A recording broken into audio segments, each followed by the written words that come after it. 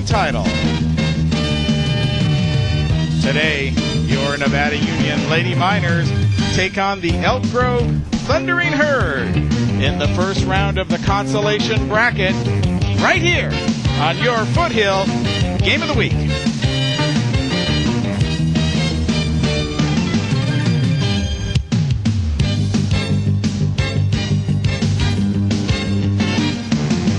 And good afternoon, ladies and gentlemen, and welcome to the Sacramento Softball Complex, a very beautiful facility dedicated to softball in the Sacramento area and home of this year's CIF Sac Joaquin Section Softball Playoffs. I'm Gil Dominguez along with Terry Tagney, our director, Miles Everett, and the rest of the Touchdown Production sports team.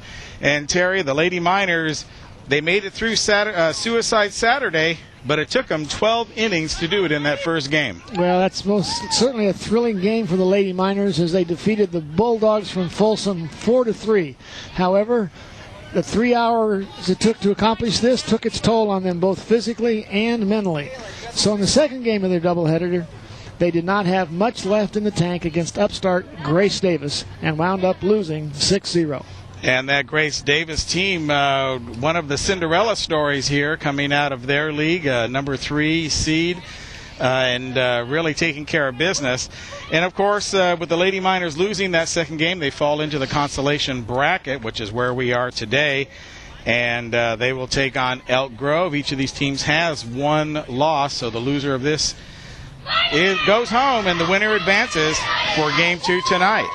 And we'll take a look at that playoff grid and set the starting lineups right after we tell you that Touchdown Productions presentation of the Lady Miners Road to the Section title is being underwritten by Liberty Motors. Gary Alkenbrack and GM Tom Rubino announced the arrival of the 2004 Hemi-powered Dodge Durango sport utility vehicle that's 3 inches taller, 7 inches longer, and 3 inches wider than before, and only at Liberty Motors. Hanson Brothers Construction and HBE Rentals. No job is too large or too small for Hanson Brothers, whether it's cutting a driveway or an entire road.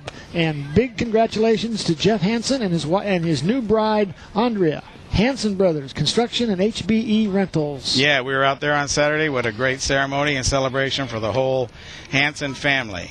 And Action Plumbing, Heating, and Air Conditioning owner Dennis Aday has been serving the Foothill since 1996 and specializes in the service, repair, and replacement of any residential heating and air conditioning unit. That's Action Plumbing, Heating, and Air Conditioning. Also by Placer Title Company. Larry Ingersoll is proud to announce the grand opening of the new Placer Title office in Lake of the Pines on Comby Road, and introduce to you its manager, Tracy Willis, Placer Title Company. And Soft Answers, Dallas Wibholm is a local software specialist and can help you overcome any problem with your computer software or create software solutions just for you. That's Soft Answers. And, of course, by us, Touchdown Productions, championship television for the Foothills. Be sure to tune in next time on ACTV Channel 20 in Auburn, USA Media Channel 23 in Bear River and Colfax, and the newest station in the Foothills, NCTV in Nevada City, Grass Valley, as we present the best in high school playoff coverage. And with that, the first pitch is underway. And that's going to be a strike. Becky Dowd is on the mound for the Lady Miners. The batter is number 1, Courtney Allen.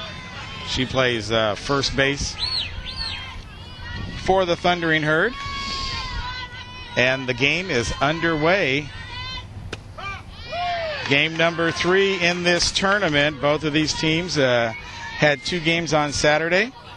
And we'll show you some grid and talk about that as the game progresses. But today, both teams have 1 loss already. And coming into this game, it's a do-or-die situation for both teams. As Dowd delivers a ball to Allen. That brings the count to 1 ball, 2 strikes. Just starting the action right here. Gil Dominguez along with Terry Tagney. And Terry, I think the Lady Miners, they're pumped. They've had some rest after their long day, and I think they came ready to play. Well, I was watching him in warm-ups. They were tremendously enthusiastic, and they're starting out with their workhorse pitcher, Becky Dowd. Pitched a little over 80 innings this year with just a .95 ERA, so they're going with their best. Courtney Allen, the leadoff batter, batting .376 for the Thundering Herd, calls timeout and steps out of the box. She's had 85 at bats, an on-base percentage of .417, and slugging at a .671 pace. So you can see she has the highest on-base percentage of any of the players, as she takes ball 3 from Dowd, and that'll set up a full count situation here. First batter, first inning. Consolation bracket, Nevada Union versus Elk Grove in the CIF Sac Joaquin Section Softball Playoffs. There's a foul tip right there to stay alive. Gil, that's a pretty high slugging percentage for a leadoff hitter. Are we looking at a high school softball version of Ricky Henderson here? We might be. And we're just getting their lineup right here, so we'll see exactly what the Herd's going to be doing in terms of lineup. Nice crowd showed up here so far. Got 4 games working right here at the softball complex. Way ahead of that, she dropped the ball, though. And Hart will drop the ball, catcher for Nevada Union. Well, Gil, I've not been to the Sacramento softball complex before today. This is just a beautiful facility. We couldn't ask for a better day. It's right about 80 degrees here in Sacramento. No breeze whatsoever. This is baseball weather at its finest. So they're going to call that a foul tip.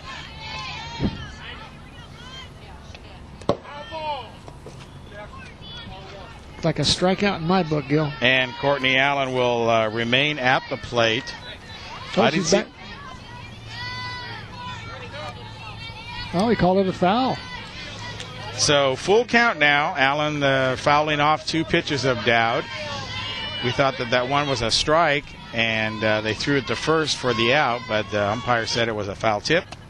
And there's a little high pitch. And that will send Allen to first. So already marks on my scoreboard.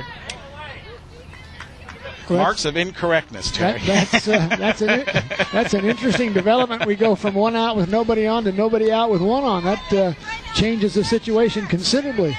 And interesting that the batter took off running. She didn't know she fouled it off. Well, you know how it is. You play until the referee blows the whistle. There's a bunt right there by Harrison. And it's going to be an overthrow by Poteet, who is coming in. And they got him in a rundown right now. They got her in a rundown. Oh, they missed them both. And they wound up missing them both. She was going for the third baseman. That was Schmidt over there, looking to get the lead runner. And they let the Harrington. Got somebody injured. Yeah, actually, I'm not sure that was. I think that was Bautista out there, number 17.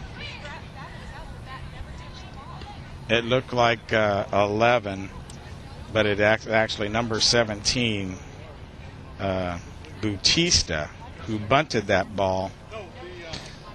You know, Poteet played that ball really well. She was coming in nicely, got right in on top of it, made a good turn, and started to throw to first base. It looked like the ball slipped right off the end of her fingertips, and now we wind up with people on second and third with nobody out, all going back to that very first call that could have been nobody on and 1 out. And so that's going to bring up Jenna Alexander.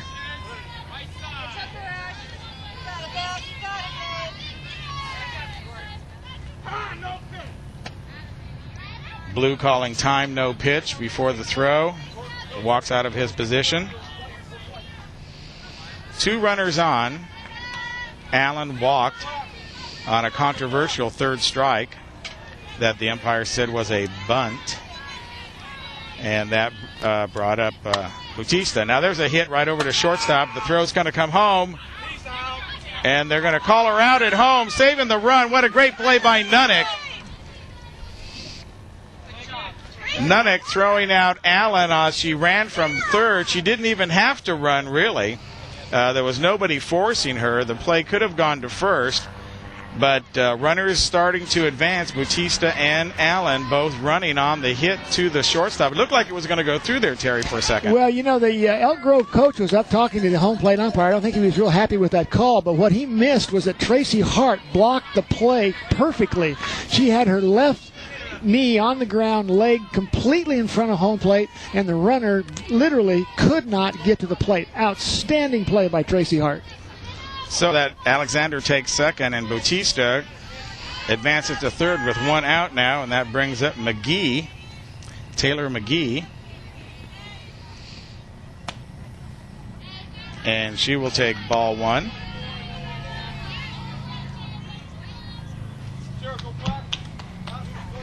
Taylor McGee actually has no batting average here. Didn't play very much, only in one game so far. There's a shot right through second base. That's going to go through. It's going to have eyes. One run is going to score. They're going to throw to first, but she's safe. She's off the base now, and she's going to second. And once again, the Miners go for the throw at home, where Alexander scores. Bautista had already scored on the hit.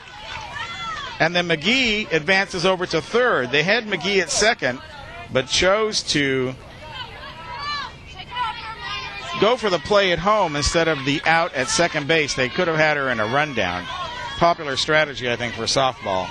Get the person in a rundown and then try and score the run. Sneak the runner home has happened twice already here in the first inning. Outstanding play by Delana McGee, sliding in home, just getting her hand in underneath the block of the plate of Tracy Hart. Tracy was able to do it the time before, not this time because of a great slide by Delana McGee. And that's going to bring up Nicole Cogswell. She'll hit the ball out in front of her.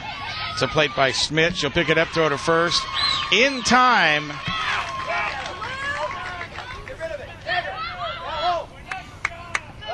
Okay, this time they go to second base, so it wasn't in time. The runner advancing. They're playing that run me down on second base, let's score the run from third. I would say they work on that play. They've done it 3 times in the first inning, for heaven's sakes. Well, this time Nevada Union finally caught on, got the out at second, and stopped the run from coming to first. So good play by the Miners there to get Cogswell out at second. Can't believe that Kristen Schmidt didn't get that out at first base. She just made a tremendous throw across the diamond. I thought the runner was out for sure, but yeah, I'm a little blocked by the coach Darren Chan here, but I can. It certainly did look bang bang. I was surprised too. Even more surprising that she went to second though, which is got her made an out. But like you said, that seems to be their strategy. Force the runs home. Seems to be what they're doing here in the first inning anyway, Gil. 3 times in one inning is a little bit surprising to me, but they've got some runs out of it. So that will bring up number 16, Delana McGee. And Delana McGee hitting 147. So not a real powerful hitter, 75 at bats. And she goes back to the on-deck circle. We've got a timeout here as the Elk Grove coach checks with our home plate umpire. Some kind of a controversy with the lineup. The umpire's looking at the lineup card he was presented before the game, and something seems to be out of order. Well, McGee's still coming up to the plate. And the umpire is calling the other umpire over. They're going to confer, and they're going to get it right, which is the thing to do in a big playoff game like this. Well, the Elk Grove coach doesn't seem to be concerned, but the home plate umpire's got a problem somewhere. He doesn't like what's on the lineup card compared to what's on the field in terms of the players.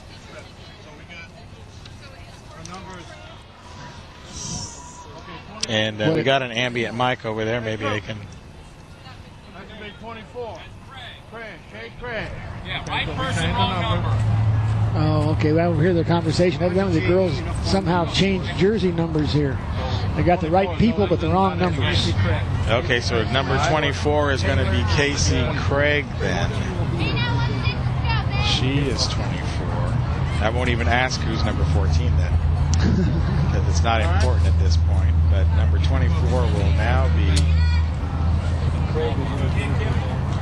Craig. Okay.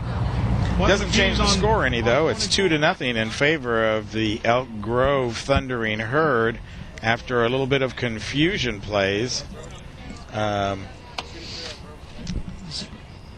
Forced confusion, I would say. And the umpire still conferring out there. This is the first of several games that hopefully we'll be bringing you from the Sacramento softball complex. Tomorrow, it's going to be Forest Lake Christian, as they are already in the semifinals of the playoffs.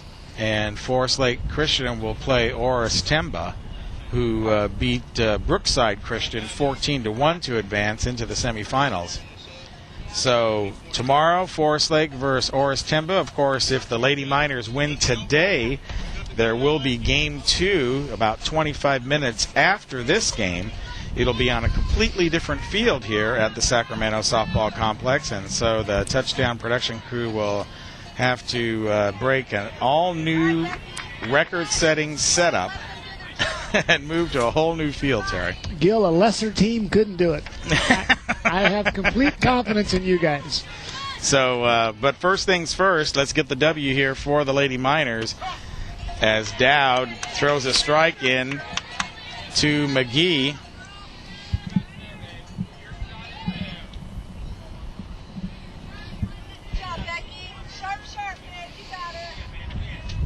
And Dowd throwing another strike in there. Elk Grove Lady Herd not really giving Dowd a lot of time to work out there. They've been slapping at the ball first and second pitch. But now Becky's settling in. And ball outside. Well, that would indicate that Becky's throwing a lot of strikes if they're swinging right away. So that's the good news. The bad news is they've made some contact and caused a couple miscues by the Miners. And there's a ball right there.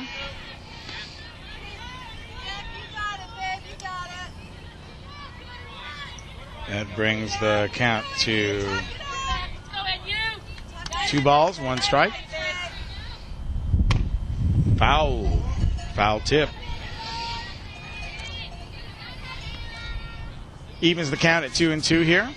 First inning action, top of the first inning actually. 2-0. The Thundering Herd, as they thundered out, created some confusion on the base paths and took advantage. Brings the count full for Turner. Has her down here as one of the third basemen. And she will let her go. Turner will get her walk to first. And that's the second walk issued by Dowd. Walking Allen in the first. And now McGee later in the inning. 2 outs for the Lady Miners as they try to get the third out. And up to bat is going to be number 22, Holly Turner. A little unusual for Becky Dowd to have 2 walks in the first inning. She only gave up 16 walks the entire season. So maybe she is just a bit out of rhythm here in the first inning starting this game. Well, you know, you had a big weekend. And then, of course, school today coming down here. We'll see if she's able to settle down. The teams didn't really have as much warm-up as I've seen them have in the past, but that probably goes for all the teams. They didn't even open up the gate and let them in until 4 o'clock or so. So a little bit of a hamstring right there in order of, you know, you're out of your regular rhythm, you're in playoff situations. Well, when you get into the playoffs in baseball and softball, and they're both the same in the fact that they have a double elimination tournament, the game schedule just gets to be so hectic that there's just, you know, basically you just get out there and play the games and hope you keep winning, and you almost have to warm up in the first couple of innings.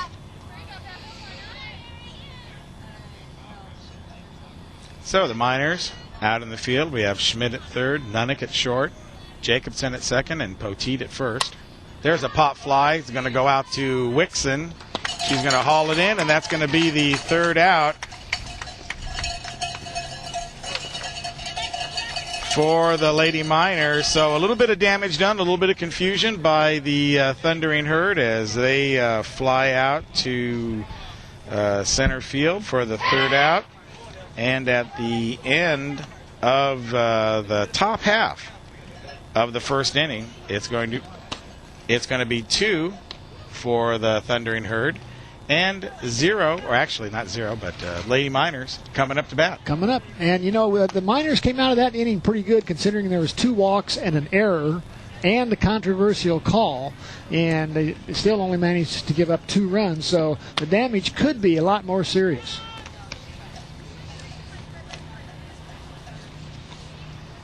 Well, it's a long game, 7 innings, 12 innings if you go all the way to the very first game that they played on Saturday. So that was a pretty incredible game that they did right there.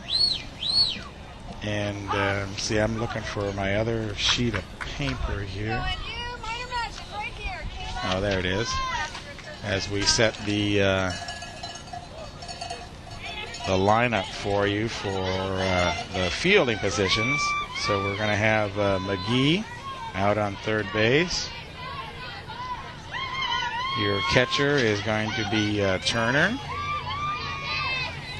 On the mound, number 1, Courtney Allen. And Courtney is not very big, but the fact of the matter is Elk Grove played 197 innings this season so far, and she has pitched 137 of those 197. So she's pitched all but 60 innings of the entire season. And, boy, that is a monumental effort. And she only has a .11 ERA. So we may see something special here today. Well, everybody that's left in the tournament is special. There's a ball right there. Good eye by Olson.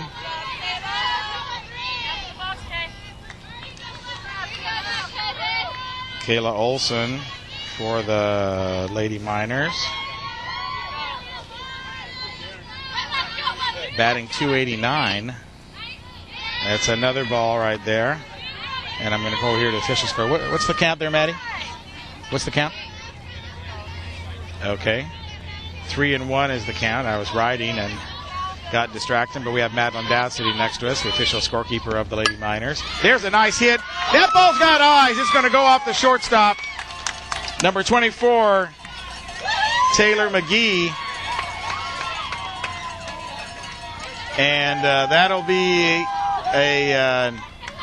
I don't know how they're going to call that, an error? That's a base hit in anybody's book. That was a tremendous play by the shortstop just to get a glove on that ball. That thing was headed for left field, and she managed to knock it down. But that's a base hit in my book. All right, that's going to bring up Sarah Nunnick then. And Nunnick, should probably have these out here where I could get to them. Nunnick batting .229 on the season with a .300 on base. She'll take ball as the infield comes in, preparing for the bunt. A lot of bunts are used in softball to move the runners around. And so Nunnick taking the ball, preparing to bunt. She'll pull it back, take ball, ball 2. Grenewalt for the Herd, cheating way up the first base line. She's creeping up still. Now she's in defensive position. Now she's walking it up. Now it's a little slap out to the right-hand side. Well, that's exactly the way the Miners played the same situation in the top half of this inning. Got the bad throw on the air. They had to play cover, but made a bad throw to first base. So I would say this is a standard softball procedure with runner on first and nobody out. There's the bunt, laid down, beautiful, right in front. They'll throw her out at first.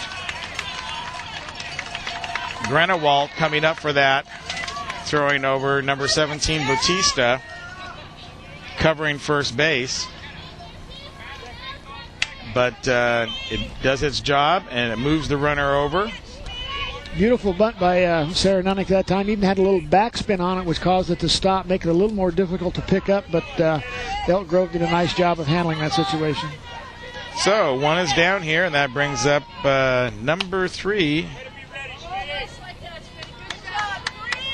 Actually, it's number 8. Excuse me. Number 8, Kristen Schmitty. Schmitty playing third base for the Miners today. Just a junior, so she'll be back in this program next year. Got a nice tip of it. Olson, ready to bolt to third, has to go back to second.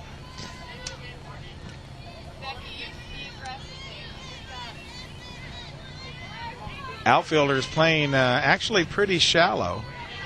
Well, they better be careful because Kristen Schmidt is the leading RBI hitter on the Nevada Union team with 22 RBIs over the season. Well, there's a lot of room out there down the left field line. I see some holes in the outfield. They're playing them straight away, so well-hit ball will travel a long way. Oh, she's way out in front of that. Strikes her out. Schmidt looking for the power right there. And that'll bring up number 4, Becky Dowd, the pitcher. She's way up in the box, it looks like. And she'll take a ball from Courtney Allen. Well, Becky not only pitches well, she also is the second highest hitter in terms of RBIs for the Miners. She has 14 RBIs for the season, tying her with Amanda Poteet for second place in RBI totals for the Lady Miners.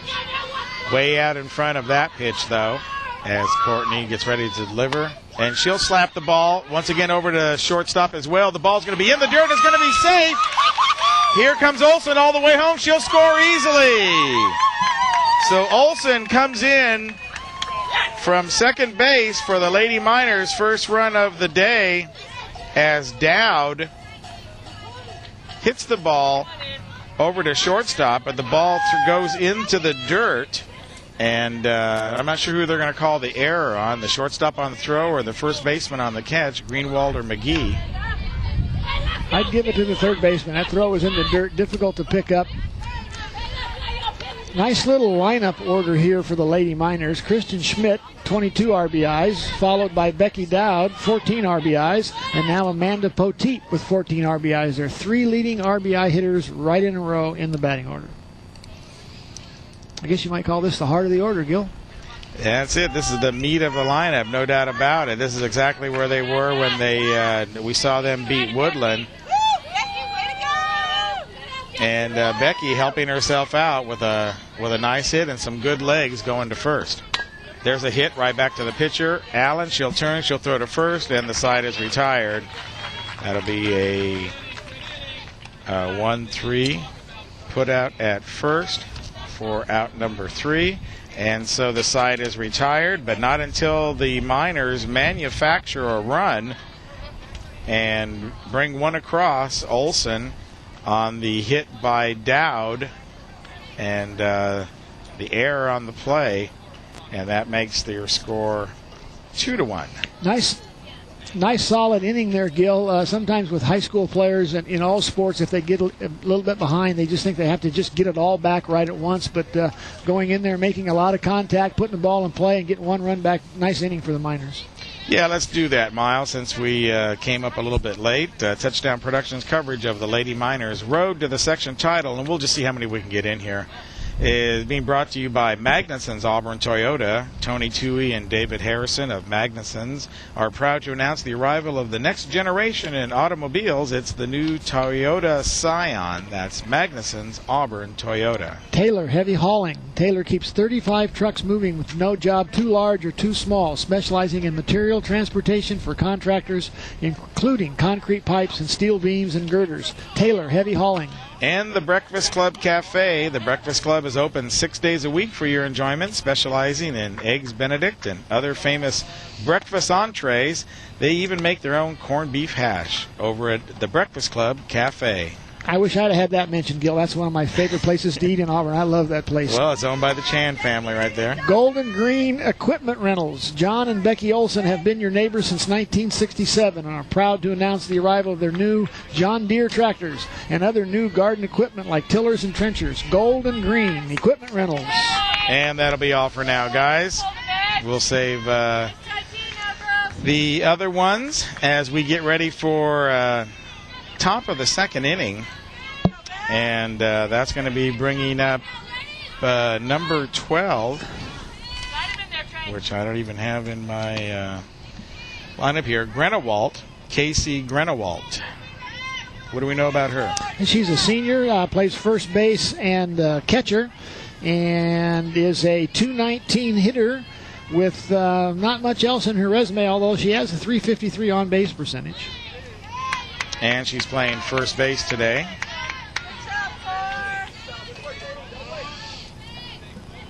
2-1 the score, top of the second inning, and what looks like it's going to be a really, really fun game here. Both teams looks like they're ready to hit, they're ready to score. Well, both teams are putting a lot of balls in play so far, Gil. Neither pitcher has just dominated in terms of just mowing people down with strikeouts and so forth. The ball is gone. I think there's only been one strikeout so far in the game, and the ball is in play, and that makes baseball and softball really interesting. Another ball offered up by Dowd. That'll make the count 3 balls, 1 strike. As a ball comes in, is out in the... Just feel free to grab something up here, Madeline. That's okay. Just rip a paper out of my hands. Oh.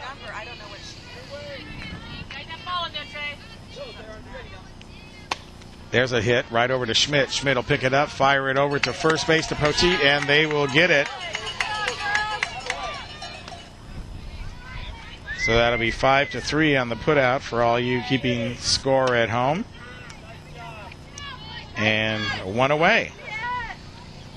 Gil, I just noticed something. Not being a high school softball aficionado, I just noticed that it's about 50-50 in terms of the girls that are wearing visors and are not wearing any kind of headgear. Just strikes me a little funny as watching a tries to change up right there. Softball game and they're not wearing any headwear. Well, I don't have the answer for that. It's got to be that hair thing, don't you think? Well, Schmidt, she's got that hair thing going over there at third, and Dowd probably doesn't want a hat on the mound right there. Her hair is pulled back in a ponytail. Well, some of them are wearing visors, which that makes sense to me. We need a visor here. Seems like for the monitor. Yeah, we need a great big visor. We might even be able to see what the game looks like. Okay, so Haley Andrews stepping into the plate for the Thundering Herd. And there's a slap right over to Poteet. She'll handle it herself at first base. Picks it up. Nice pitch by Dowd to make her ground it out right over to Poteet. And that'll be a single put out by Poteet for out number 2. And that'll bring up the top of the order again with Allen.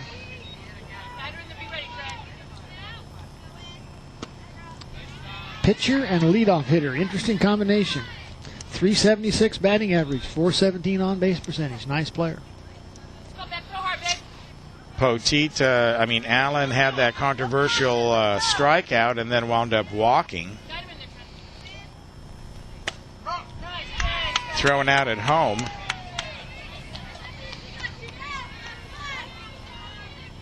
Started the first inning fireworks off, you might say. It was an exciting first inning, a lot of runners, a lot of scoring. As Becky throws another ball, 2 balls, 1 strike, the count now. Over to Allen. Dowd, she'll look at the sign, work the rubber, offer the ball. That'll be high. came rising in, wound up around her shoulders. So Dowd worked her into a 3-1 count. There's a little dribble. Trying to get a look over here at Coach Chan for the Lady Miners. It looks like he's calling every pitch.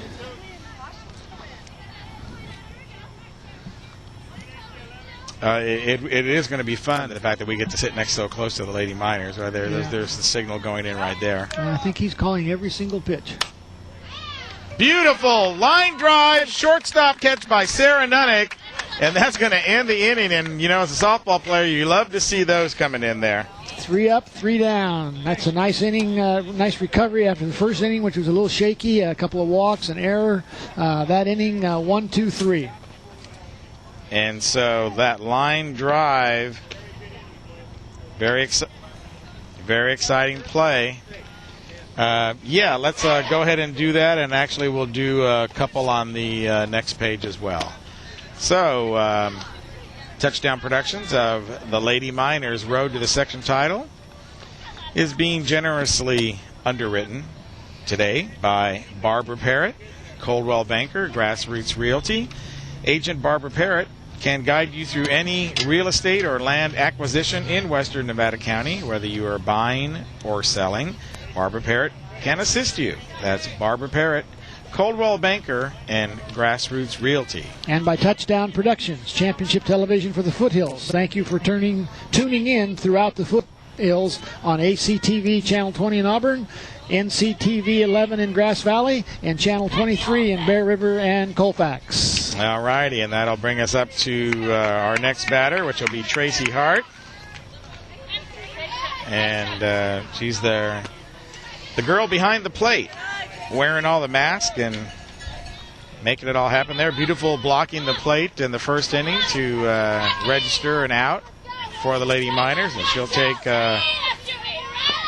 ball. There's a slap down to the first base side. It's going to go foul, though, before the bag. So that's going to be 1 ball, 1 strike. Darren Chan on third base, the head guy of the Lady Miners. Hart way in front of that one, as Darren's giving some batting tips to Tracy. Tracy hitting .290 for the season. Only 4 strikeouts for the entire season, so evidently she makes pretty good contact. Made a little contact right there to stay alive.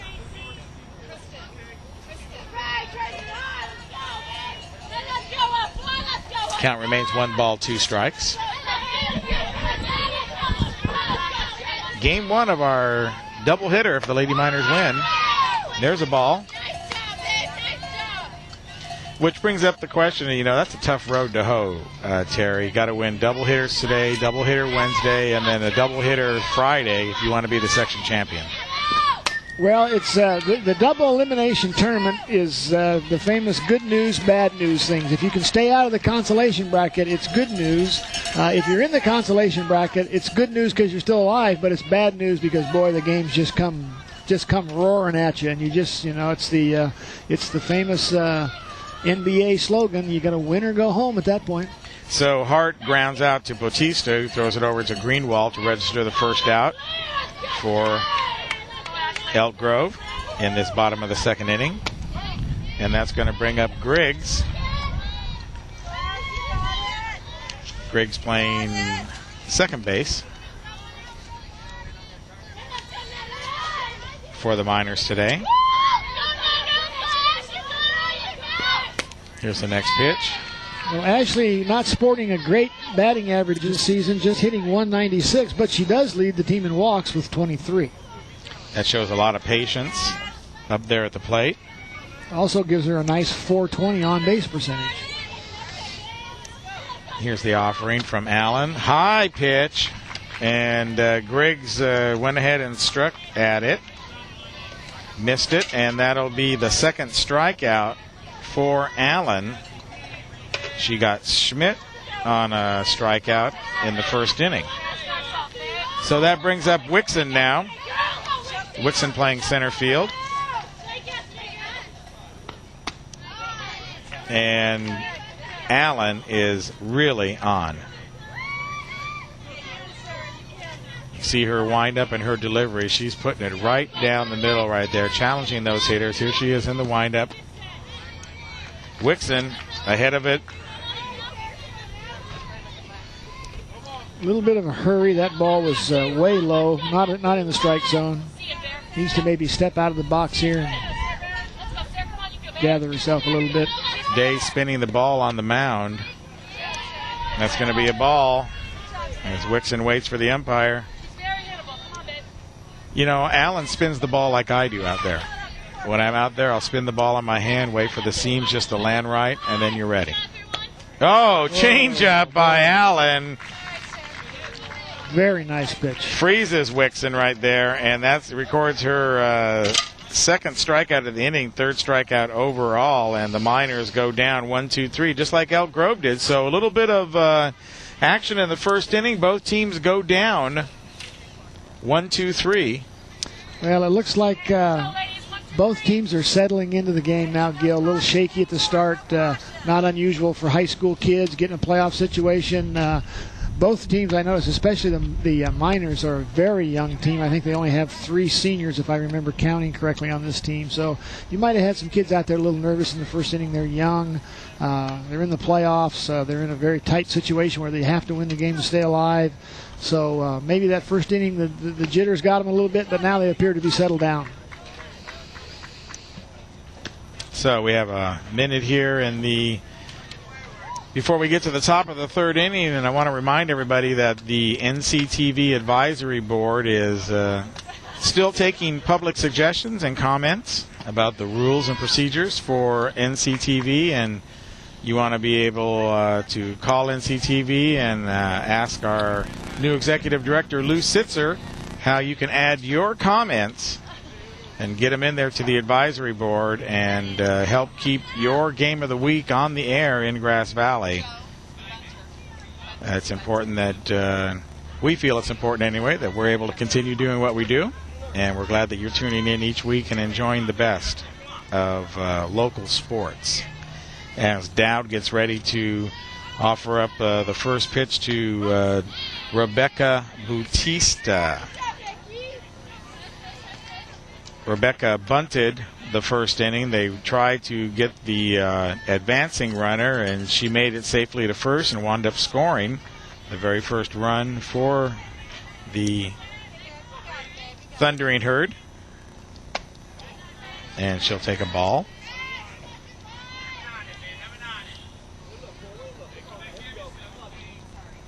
Game settling down now into the sport that all the girls know.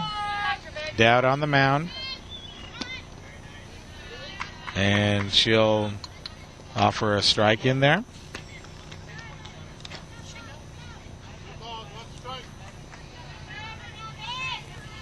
Bautista, 308 hitter on the season. As Tracy Hart gets the sign from Darren Chad, who gives it to, once again, there's a pop-up right there behind home plate. Hart's got to play. No, it goes out of bounds. Looked for a second there like that was going to hang up. And Tracy Hart, mask off, legs a-flying. Not too much of a distance, really, between home plate and the backstop. So no, it's pretty close. There's not much room to roam, and that's one of my favorite plays. I love to see catchers turn around and chase those fly balls. I'm always amazed at how they catch those things. It just seems to me like it would be one of the hardest things there is to do in sports. There's a ball in the dirt. So the ball getting away a little bit from Becky. And the ump's going to show us a 2-2 count now. So 2 balls, 2 strikes to Rebecca Bautista. And she'll pop it again. She'll pop it again. This time Hart doesn't make the play. I just don't know how they do that, Gil. She even got a late jump on that ball. You have to turn your back completely to the playing field. The ball is spinning like crazy, and catchers, I don't know, maybe it's part of their DNA makeup or something. They just managed to make those plays, and I just think it's one of the most difficult, skilled plays in all of sports. Well, you're right. She did get a late jump on the ball. She thought it was going to be out, but the crowd yelling at her that it's going to be in, and she still had time. I thought she was going to dive for it. She did reach out an awful long way.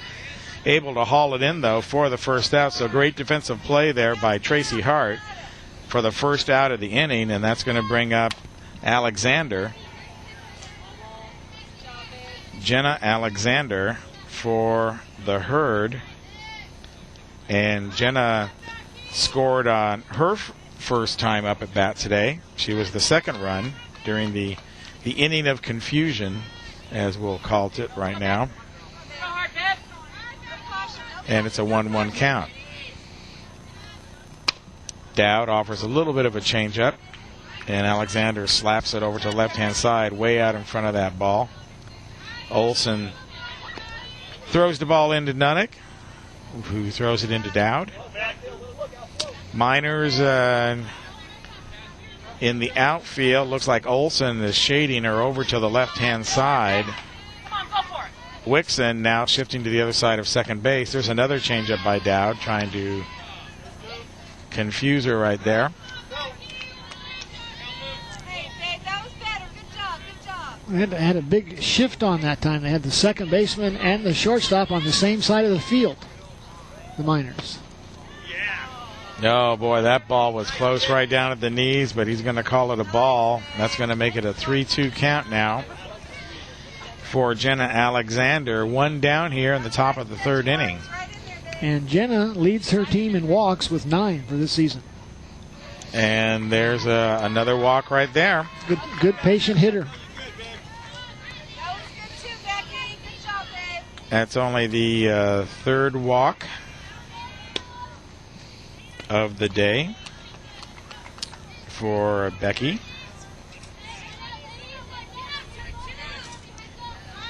And so that'll bring up number 24, Casey Craig. A .354 hitter. She made it to third last time as Hart comes up, looks into first base. Poteet's playing way up the line, so that means Jacobson has to come over from second base if they're going to they're going to have a play at first. Casey's the second leading hitter, following only Courtney Allen at .376 with Casey Craig at .354. And I don't remember her batting left-handed last time. Maybe I wasn't paying attention. But Casey Craig coming up in the left-handed position here of this at-bat.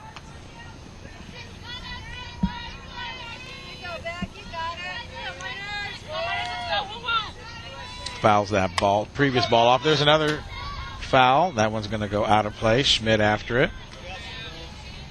You know, Gil, I don't remember her batting left-handed her last at bat either, and she doesn't look real comfortable left-handed.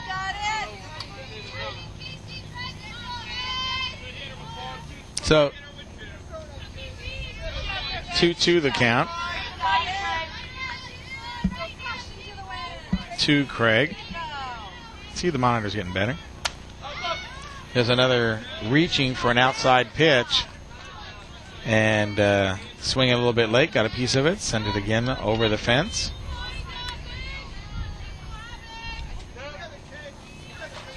No, we've got our team of experts here right to the left of us. And that's good because we need all the help we can get. Amen to that. Oh, there's a big slap right out, right over the head of Jacobson. That's going to go all the way out to the middle of the field. Run is going to score. Here comes the ball. All the way over to Schmidt. And Casey Craig is going to have herself a triple. Hitting it to right field over the head of Jacobson. Jacobson playing in a little bit, but she really saw a pitch that she liked. She was way ahead of that ball, batting left-handed, and just drove the ball out to right field. And so that walk, an unearned run by the Lady Miners, makes it 3-1 now as they huddle up out on the pitching mound. Well, that's interesting, Gil, because if our stat sheets are correct, that is Casey Craig's first RBI of the season. Well, then I'll make a note of it. Somebody should. Yeah, see, I got a little box right here that says RBI. You can put one in there. Yeah. So there she goes, and that was a triple out to right field, and a well-hit ball, line drive, way back. That ball rolled all the way to the middle of the outfield, and that's got to be 300 feet. It is 300 feet all the way around the perimeter of this diamond right here. Normal home run depth would be a couple hundred feet. So that ball rolled a couple hundred feet plus some until Aaron Jacobson was able to pick it up and fire that ball in. By that time, Craig had advanced all the way to third. There's our shot right there from our scissor lift, being donated today by M&M Machine, the Duckett family. And we appreciate that tremendously. Oh, yeah. Gives us a little different look at the field. And a really nice throw and relay on that play, I think, prevented an in-the-park home run. I really thought we had an in-the-park home run there, but the Miners defense came up with a really nice throw and a really nice relay to actually have a play at third base. And that's going to bring up number 10, Nicole Cogswell. There's a shot of the scissor lift up there. Walt Baker got it made in the shade. Looks like it's even moving a little bit. How come he's so lucky? I don't know. We're sitting here frying. Not anymore. Pretty nice now, though. Yeah, you're now right. It's no. We got some shade. Thank God to Mother Nature. Got a big tree that's going to be blocking the sun, and we're starting to sit pretty here. And we're looking good, Gil. Okay, here we go. Runner on third. One down in the inning. There's a slap right over. The ball's going to come home. She's going to have it at home. Tracy Hart able to dig it out of the dirt. Nunnick's throw. Nunnick, let's back up a little bit. Nunnick made a fabulous play at shortstop to dig out that hot grounder. Had a little trouble with it. Picked it up, immediately gunned it to home. Was in a little bit of a hurry. Ball went into the dirt, though. Tracy Hart able to dig it out, and once again, like you said, block the plate very effectively. That's her second really good play of this game. She really knows how to block the plate. She gets her left leg down on the third base line. You can't get in there. Plus, she had to dig that ball out of the dirt in one bounce. That's a terrific play by that catcher. And so Casey Craig, after her triple, will be throwing out 6-2 at home. So now Cogswell's at first, and up at bat right here is Delana McGee. Ball's going to get by Hart, and sliding head first is Cogswell, although she didn't have to slide at all. There was no throw coming. The ball getting away from Hart. Dow throwing it in the dirt. Bounced off the wooden backstop and straight back to Hart, but no throw down to second. Two down now here in the top of the third inning. Miners looking to close out the inning here. There's a sharply hit ball.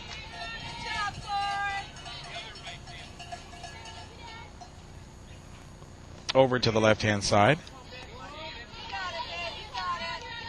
Delana McGee. She walked her first at bat, made it to first, and that's where she was left stranded. There's a shot, right over Nunnick's glove. It's going to be picked up, though. The ball's coming all the way in, and she's going to be safe at home. Hart tagging her just in case she missed the base, and that was a very close play right there. Beautiful throw by Wixon. All the way in. Dowd was going to stop it, but then decided to let it roll because it was close enough. So Wixon showing her arm from center field. And that ball was just hit on a line, Gil. That was a frozen rope, and had that throw been a little more on target, they would have had a really good play there at the plate again. But unfortunately, catcher Hart had to move up the third base line and left the home plate open. So that's 2 runs for the Miners as the ball goes to Schmidt. And hit her in the foot. Yep. This umpire is all over it right here at home plate. This is Turner at bat, number 22. Holly Turner. I don't know how that feels with the softball, Gil, but with the baseball, that really hurts. If you hit the ball right down on your own foot. I would imagine the softball is just as hard, and that girl didn't even flinch. There's a slap. Sign him up right there. Well, he better field it. He's the coach, for heaven's sakes. Yeah, you think so. Looks like he's having fun out there, having fun with his girls. Can't be any more fun, though, playoff baseball. You've made it this far. Got your group of girls working for you. There's a slap right out to Wixon. She's going to throw it all the way home. Big arm by Wixon. Nobody there, though. No run. Sarah Wixon with a big arm on the fly all the way into Hart. That throw saved a run because the Elk Grove coach was a little panicky there at third base, hoping he could get his runner stopped, and he did in time because he could see that throw was going to be really good. So that's going to be a single for Holly Turner, and then she advances to second on the throw. That puts Delana McGee on third base. The run did not score, and Darren Chan's going to be calling timeout. They're going to be setting up a play right now with 2 outs in the third inning. Elk Grove threatening right here to put more on the board already. Jenna Alexander scored on the triple by Casey Craig at the top of the inning. Alexander was put on by a walk, so that was an unearned run for the Lady Miners, who right now have 2 outs. And should be Grenewalt, Casey, or is that Cassie? Cassie. I would say it's Cassie. Cassie Grenewalt. She's playing first base, left-hander. Dow delivers. And this is a pretty good situation for the Lady Miners. There are 2 on with 2 out, but they have at the plate Elk Grove's second highest strikeout player with 17 on the season, second only to Courtney Allen, who has 18 strikeouts. So this is a player that strikes out pretty much, and that would be a good thing with 2 runners in scoring position right here. Well, that's why she's batting 8th. Down at the bottom of the lineup. Plays a mean first base, though. Regular first baseman for the Herd as Dowd sets. Here's delivers. There's a nice hit out into the right field. That's going to go right into the gap. 2 runs are going to score. Here's the big throw from Wixon. Here's the throw into Schmidt, and she will be safe. And Cassie Grenewalt's going to have herself a triple on a beautiful hit right out to right field. Boy, Gillen, that's why we play this game. That's why you don't say anything about anything while they're batting. The second highest strikeout player on the team rips a triple to right center field to score 2 runs. That's right. She brings in Delana McGee and Holly Turner, and so just like that now, that's going to make it 5-1, and the Lady Miners, while certainly not in danger of losing today, does not look good right now, as 3 runs have already crossed. And as a matter of fact, Darren Chan going to be making a pitching change right now. And Becky Dowd pitching a lot of innings on Saturday in that 12-inning affair to start the playoffs. Not on her usual game, as they have come to expect her. A lot to ask from a high school kid to pitch that much. Who are they bringing in? Rochelle Chan is going to come in here, and that'll be flip my book over right here. Let me check with the scorekeeper as to where they're going to put her. Is she going in the same batting order then as Becky? Well, Rochelle's pitched 58 innings this season. She has a .97 ERA, 59 strikeouts, and only 5 walks.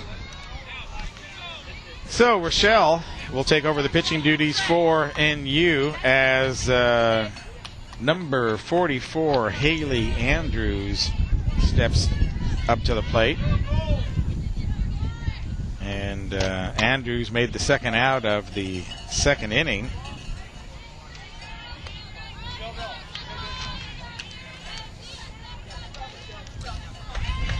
Rochelle, daughter of Darren Chan, the coach. I know he works with her a lot, and she has pitched an awful lot in her young career. There's a ball hit right up to Nunnick, fires over to first, and there's the out.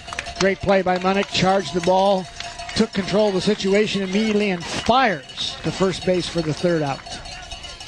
I'm getting better, Gil. I didn't say anything about that batter. That batter was only a 176 hitter, but I didn't say anything. Well, you know how that is when you talk about the free throw percentage or what a great, we've seen that in basketball already. As soon as you talk about them, then they do the opposite of what you're saying. Yeah, I learned slow, but I learned good. It never ceases to amaze me. I forget what game we were at, and Marty said something, and then they went on to score a touchdown or something like that. Oh, I know what it was. It was against Elk Grove, as a matter of fact. 2 seasons ago, second round of the playoffs, Nevada Union and Elk Grove, they're ahead 21-0 in the fourth quarter. I mean, not 21, they're ahead by 21 points.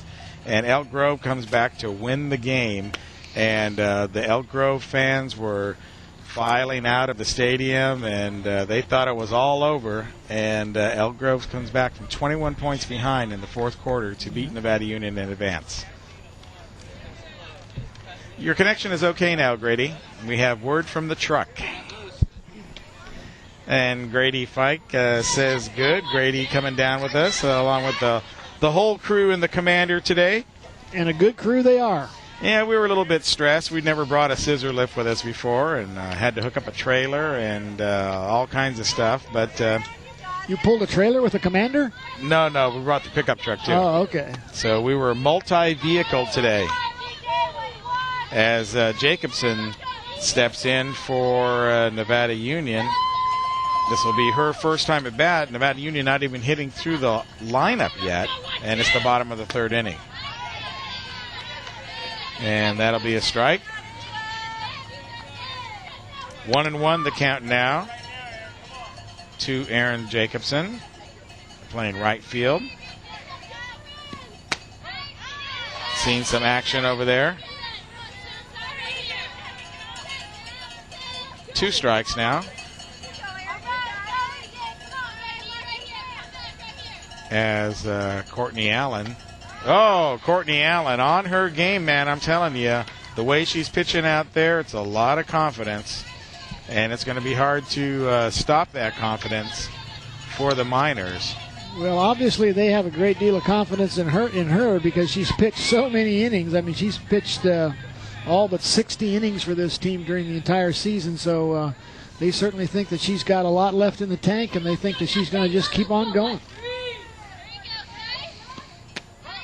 So now we come up to the top of the order for NU. They finally bat around through their lineup, and Kayla Olson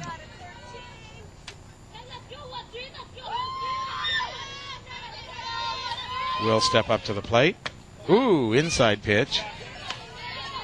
Kind of brushing her back right there. That'll make the count 1-1.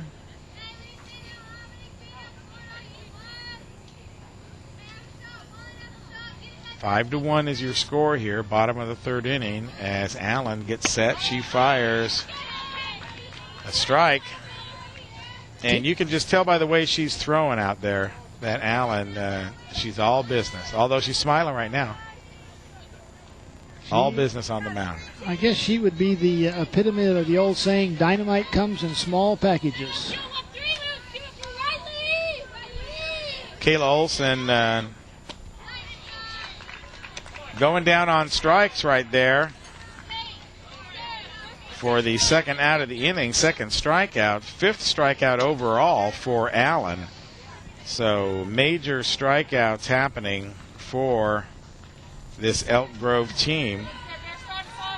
Well, she's settled down and she's in an awfully good rhythm, looking very confident on the mound. This would not, however, be all that unusual. Having pitched 137 innings, Courtney Allen this season has 168 strikeouts in those 137 innings. So she's a little better than an inning for the season. There's a little slap right over to the first baseman, Greenwald. And that will end the inning right there for the Lady Miners. 1, 2, 3, 2 strikeouts and a little pop fly over to first base. And so no hits, no runs for that inning. Only outs. And that's going to make the score 5-1. There you can see your line score right there in favor of your Elk Grove Thundering Herd. Lady Miners going quietly the last 2 innings, 3 up, 3 down. Have a new pitcher out there, though. And that's going to be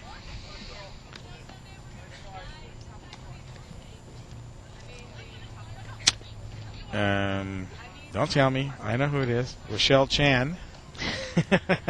And Rochelle has put together a nice little season, only having pitched 58 innings, but she has 59 strikeouts as opposed to only 5 walks in those 58 innings, and just slightly less than a 1-run ERA, .97. 10 wins, 1 loss.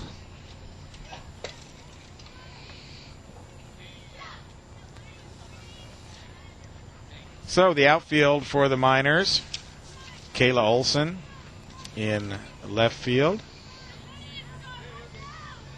Sarah Wixon in center, and Aaron Jacobson, in right, as Chan gets ready to pitch to the top of the lineup. This is Allen. She's going to pop it up. It's going out to left field, out to Olson. She'll call it in. Kind of a Texas leaguer. A little bit scary, though, because of the wind there, Terry. Well, the center fielder and left fielder did a nice job of avoiding confusion there. You could see that there was communication going on between the two. Those are the kinds of little pop fly deals where people crash into each other often, and the Nevada Union girls handle that situation perfectly. Okay, so that'll bring up Rebecca Bautista. And Bautista's playing second base. This is her third time up. She bunted in the first inning and wound up scoring the first run. She flied out to the catcher in the third inning. Now here she's up again in the fourth inning. As Rochelle throws a changeup.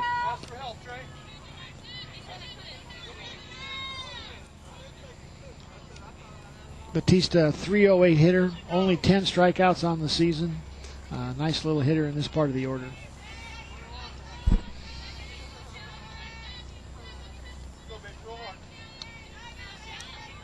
Chan checks the signals now. Another changeup, and it's going to be a soft hit right out to Olson, right where she was standing. So Kayla Olson hauling down 2 balls that come right out to her. Really nice pitch there by Chan, a changeup that just had the batter, Rebecca Batista, completely confused. Barely got the tip of the bat on the ball. Nice, easy, lazy fly ball out to left field. Very, very nice change of speed pitch by Chan. So it's the Olson inning here as she hauls in 2 balls out in her left field position, and that's going to bring up Jenna Alexander. Alexander scored the first inning, walked the third inning, and scored. So she scored twice so far this game. This is her third time up in the top of the fourth inning.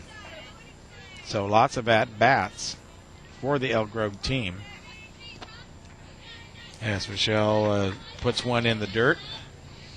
And That'll bring it to 1-1. Looks like Chan is throwing some change-ups out there. And it's got the Elk Grove hitters a little off balance right at the moment. There's a ball high. Doesn't seem to have quite the speed as Dowd, but maybe a little bit more deceptive in her placement of the pitches. As long as she can keep her location good, she doesn't put one of those change-ups in the heart of the plate where somebody can get a really good swing at it, she'll be fine. Sometimes a pitcher that throws as many change-up as she's thrown, that almost becomes her main pitch, and the fastball becomes the change-up. It's so much different than what she's been throwing, but she's been throwing it effectively so far. That's a very good point. And she will put Jenna Alexander on, though, after working her to a 3-1 count. And that'll be her first walk. This guy that's umpiring behind the plate is not giving much down around the knees. If it's anywhere near low, he's been calling the ball so far this game. So Casey Craig comes to the plate. Casey hit that triple out to right field her last time at bat. Are you going to keep bringing that up, are you? Just trying to be factual, Terry. Guy makes one mistake, he won't let him live it down, huh? Oh, I forgot all about that aspect. Oh, yeah, right. Yeah, sure you did. Oh, that wasn't the one. This was out to right field, though, as well, and handled easily by Aaron Jacobson. The ball was actually being carried by the wind, and that will be it right there. So 1 walk, 3 fly ball outs, 2 to left field, 1 to right field, and that will end the inning.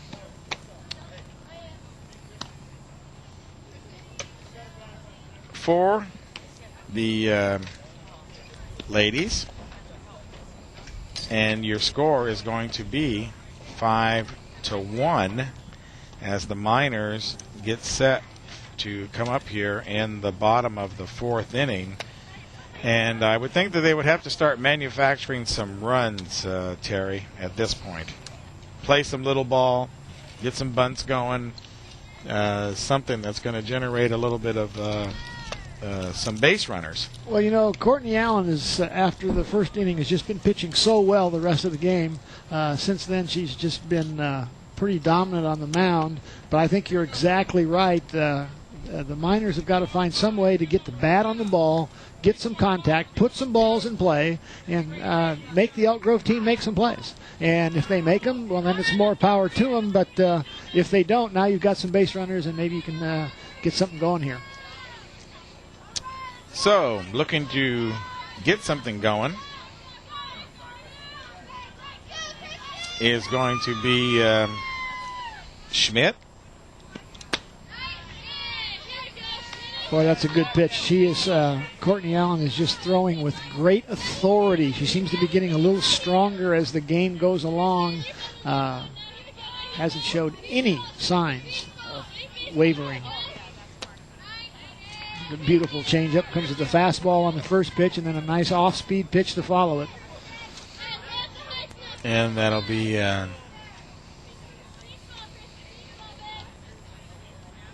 so Kristen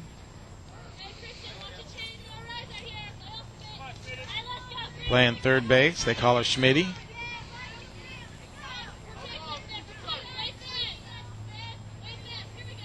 She'll wait for Courtney Allen's delivery, and there she's reaching right out in front of it. A little bit late, but she'll stay alive on that swing. Yeah, right now Courtney Allen is just working a tremendous mix of basically 3 pitches. She's throwing the fastball, throwing a little changeup, and also throwing the famous softball rise ball, having the Nevada Union hitters just a bit off balance. There's a little dribbler right up to Allen. She'll throw it over to first base to Grenewalt. I'm going to call her Greenwalt. I think that's better. All right, thank you. Just doesn't sound good, Grenewalt. It's to Greenwalt, and Greenwalt will haul it in, so that's going to be a 1-3 put out for Schmidt. And the first out of the inning, which brings up Rachel Chan. Oh, Rochelle, excuse me. Rochelle replacing Becky Dowd on the mound. And in the lineup, has not batted. And Rochelle hasn't developed much in the way of statistics in terms of hitting this season. She's only had 32 at-bats the entire season, hitting .094, but she's done a good job on the mound since they brought her in. And very patient right there. She'll take a ball.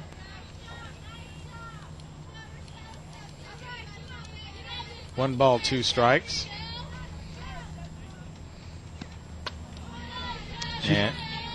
She would appear to have a pretty good eye, though, in only 32 at-bats. She has 10 walks, so she must be being a pitcher, she probably has a good understanding of the strike zone.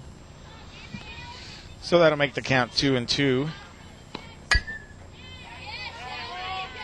And Rachel will be ahead of that pitch. Or Rochelle, excuse me.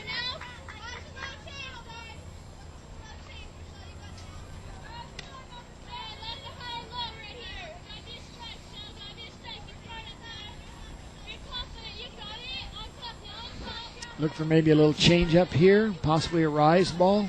As Allen spins the ball in her hand, gets ready to deliver. Outside. Full count to Rochelle Chan. Second minor up in your fourth inning, bottom of the fourth inning. Elk Grove leading 5-1. Winner moves on. Loser calls it a season, and that's going to drop in right behind second base, right in front of number 23, Jenna Alexander. And you know, Gil, that's just a really good at bat for Rochelle. Works the count to 3-2. Managed to get a foul ball in there. Let a couple of pitches go that were pretty close. Nicely decided to let them go, as the British tennis players would say, well left. But just worked and worked and worked. Made the pitcher Courtney Allen throw a lot of pitches, and then 3-2. Just get a little blooper right into center field. No problem. And that will bring up Amanda Poteet.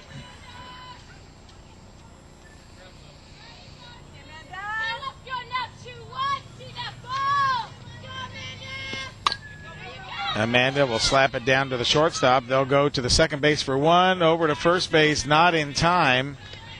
So McGee handling the ball over to Batista on the ground out, throwing over to Greenwald. Not in time, though, to catch the speedy Poteet.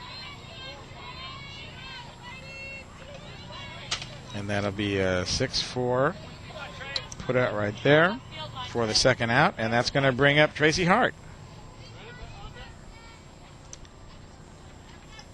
Hart's only been up one other time in the second inning, and she grounded out to second base. Well, Gil, I don't know what other people think, but just what I've seen so far in this game, this girl would play on my team if she didn't get a hit all year. She is a sensational catcher. Working hard behind the plate all year long.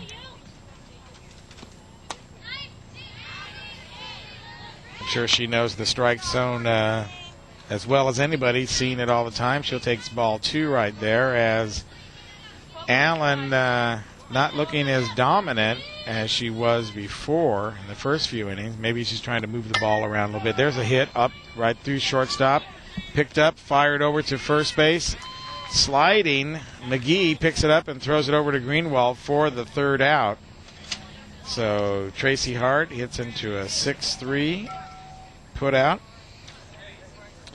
over at first base, and that will end the inning. So for the Lady Miners, they get one hit, single by Rochelle Chan, who gets put out at second base on the fielder's choice by Poteet, keeping alive the double play, and so that'll be no runs for the Lady Miners. And the score is 5-1 with Cogswell, McGee, and Turner coming up to bat for Elk Grove. And so we've got a minute here. Let's remind everybody that Touchdown Productions coverage of the Lady Miners Road to the Section title is being underwritten by Liberty Motors. Liberty Motors is your local Dodge Chrysler Plymouth dealer, proudly displaying the 2004 turbocharged PT Cruiser and its convertible sister now at Liberty Motors. Have you seen those little convertible PT Cruisers? They're cute. Oh, boy, they're something special. Hanson Brothers, Construction and HBE Rentals. Rental manager Craig Arthur has a full-service rental facility for you with everything you need to get the job done right, from carpet cleaners, pressure washers, and aerial lifts. HBE Rentals and Hanson Brothers Construction. And Action Plumbing, Heating, and Air Conditioning. Dennis Aday specializes in residential service, repair, and replacement, and carries a selection of heating and air conditioning units from Bryant, Gibson, and Goodman. That's Action Plumbing, Heating, and Air Conditioning. And that'll be all for right now, guys, as we got batter coming up to bat. And that batter is going to be Nicole Cogswell.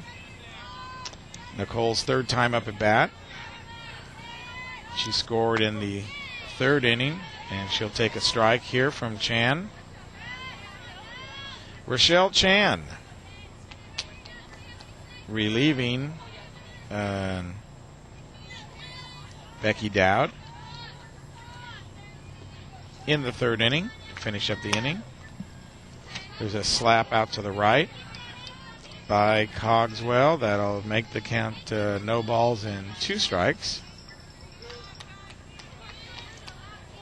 Pitched a fairly uneventful fourth inning, had 1 walk. Little 0-2 count here. A little good time to tempt the batter with a little off-speed pitch, maybe something on a corner. There it is, the changeup. That's what it was. Holding her hand out, kind of looking over her dad, saying, "Is that what you wanted?" I don't think he wanted a one bouncer in the dirt, but certainly the strategy was the right strategy. A little off-speed pitch. You got 2 strikes, no balls. It's a good time to tempt the batter with something not quite in the strike zone. And we're going to have a timeout right here as Kayla Olson goes over to shag some balls. The other team not very good at playing catch over there. They're waiting for their next game and unable to keep the balls out of the field of play. So Darren making a comment about it, and the umpire obliging him, calling timeout. And well, that's all you need is for somebody to go chasing a fly ball over there and step on one of those loose balls and sprain an ankle or something worse. So that taken care of. We're back to business here in the top half of the 5th inning. No outs, 2 strikes on Nicole Cogswell, who's staying in line with a couple of foul balls as Rochelle gets ready to deliver the pitch. Way up high, kind of rose up right there. She's got some pitches to give, though. That's her first ball. That'll be 1 ball, 1 strike. Way out in front of that. There's that changeup right there that we're talking about. You know, that ball has a little drop on it at the end, too. That's just a vicious, vicious pitch. And that'll be Rochelle's first strikeout of the game, and 1 out for the Thundering Herd as Delana McGee will come up. She's playing third base. And she steps in with a 147 batting average. And she'll take a strike. So I see a little bit of confidence developing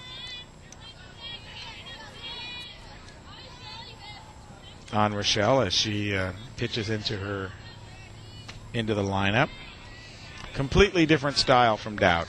Yeah, and you know, that's the kind of thing I think you like to have when you change pitchers is, the Elk Grove team was getting a little bit of a groove on the starting pitcher, and now you bring somebody else in with a totally different delivery, totally different selection of pitches. And there's a pop up right over into the left center field. That one's going to drop in, though. Almost gets by Olson as she comes running in.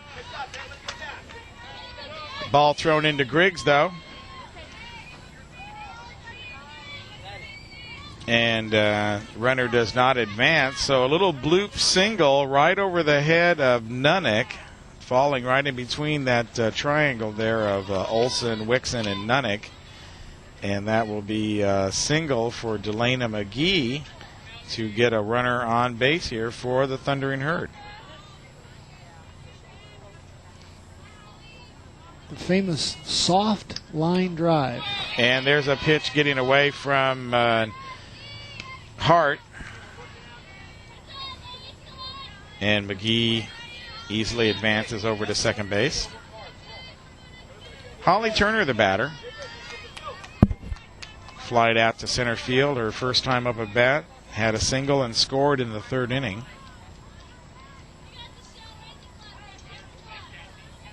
So she's 1 for 2. There's a slap right over there to Nunnick. Nunnick will check the runner, throw over to first base to Poteet, and they will get him. Nunnick owning a gun out there. And she made that play just the way the coaches would like to have her play. She fielded the ball, took a quick look at the runner at second base to make sure she wasn't going anywhere, and then just put some heat on it across the diamond right to the first baseman. Cassie Greenwald, the batter now, first baseman. Cassie is only her second time up.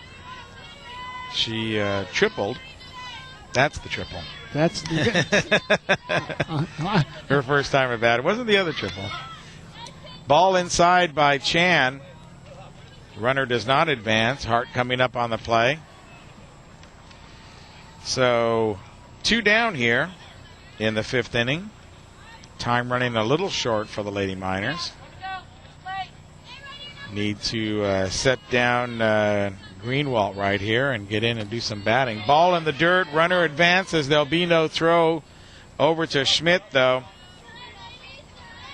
And so McGee on her bloop single to short left center will advance all the way to third. 1-1 count to Greenwald, as we can hear some action happening over in stadium number 2. Boy, that's a nice pitch. Right on the outside corner, a little movement on the ball. Tremendous pitch. We're playing here at field number 3 today. There's 4 fields here at the Sacramento Softball Complex. Located right in the belly, I would say, of 80 and I-80, the interchange right there. Business 80 cars moving across the outfield. There's a shot right up to Poteet. Nice little bouncer. She'll pick it up and handle it herself. So just like that, that's just what the Lady Miners needed, as ground out to third base ends the inning. And no runs, no hits. No, excuse me, 1 hit. Left a runner on base. And no runs scored, though, so still 5-2-1 as the Lady Miners have a couple more innings to try and take care of business. And while they're doing that, we'll let you know that Touchdown Productions coverage of today's playoff Lady Miner softball game is being underwritten by Placer Title Company. Larry Ingersoll and his staff specialize in complete title service and escrow for complete peace of mind in your real estate transactions in Nevada and Placer counties. That's the Placer Title Company. Soft Answers. Dallas Wilbaum is a local software specialist and can assist you in problem solving along with computer software creation, and is proud to support NU Lady Miner Softball. Soft Answers, and by Touchdown Productions, championship television for the Foothills. Thank you for tuning in and choosing the Foothill Game of the Week as part of your family viewing each week as we present the very best in high school softball as we head into the playoffs right here on your Foothill Game of the Week. Yeah, it won't be too long. We'll be talking about football. Yeah, soon. Just a couple months. Very soon. What do you think the Raiders are going to do? They're going to get rid of Gannon, you think? I don't think about that stuff. I think NU, Bear River, Placer, Colfax. Good for you, Gil. You're my kind of guy. Got some defending champion Colfax Falcons coming up. Nevada Union, of course, looking to go further in the playoffs. Got the Herrera brothers going to be in their senior year. That whole class. Bear River's going to have a good team, so... In the meantime, we got a new pitcher on the mound, Heather Garrison for the Herd. And this is the girl that we saw warming up, and I was saying, wow, take a look at her. I thought Courtney was losing a little bit on her ball, and apparently the coach thought so also, bringing Heather Garrison in now. Speed baller. This girl can really whip her arm around and fling that ball right in there as we were watching her warm up before the game. Well, Heather's only pitched 34 innings this year, but in those 34 innings, her ERA is 0, with 38 strikeouts in 34 innings and only 3 walks and a season record of 5-0. Ashley Griggs is the batter. Ashley struck out in the second inning. Oh, there's a slap right up the middle. They're going to have time. Yes, they are. They're going to pick it up and throw it over to the first. That's Bautista to Greenwald. So that's a 4-3 put out for the first out of the inning. And that will bring up Miss Wixon. Sarah Wixon playing a great game out in center field.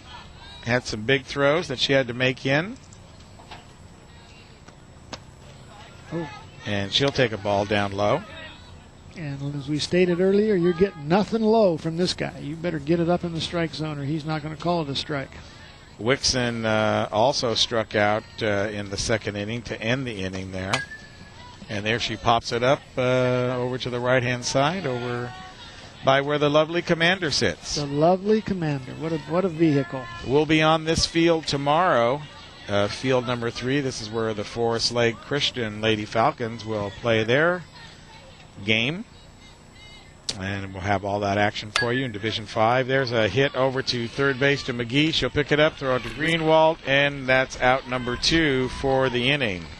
You know, Heather Garrison looks like she's a fastball pitcher. I haven't seen anything else since she came in the game this inning. And this is kind of an interesting change here by the Elk Grove coach because obviously, as we noted earlier, Courtney Allen just throws all the innings for this team, 137 out of 197 innings. You kind of wonder if maybe he thinks this one's over and he's maybe saving Courtney for the next game. Well, at some point or another, you do have to look toward the next game. 5th inning, 5-1 lead. You're in the driver's seat, that's for sure. Yeah, but stranger things have happened. And there's a strike. Aaron Jacobson now. But I guess when you can bring in your relief pitcher who has an 0.00 ERA, you can feel pretty confident, huh? Well, maybe she's the closer. Could be. That's a good idea. Considering the amount of innings that she has pitched in there. Yeah. Yep. The other pitcher on their roster, Delana McGee, also has an 0.00 ERA, but she's only pitched 25 innings. There's a foul tip right there by Jacobson. So much of this game in softball is pitching. If you got to have a good pitcher, of course, in baseball as well. Yeah, but I think you're exactly right, Gil. In fast pitch softball, the pitchers are truly dominant in the game. I was watching some of the college games on TV last week and over the weekend. Holy smokes, those girls can throw the ball. Woo.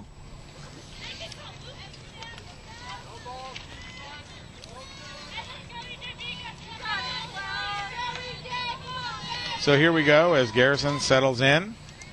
She'll whip that arm around, throw it in, outside. Probably about a 90-mile-an-hour fastball outside there. I don't know what it is, but she certainly has confidence in that pitch. I don't think she's thrown anything but a fastball since she came in.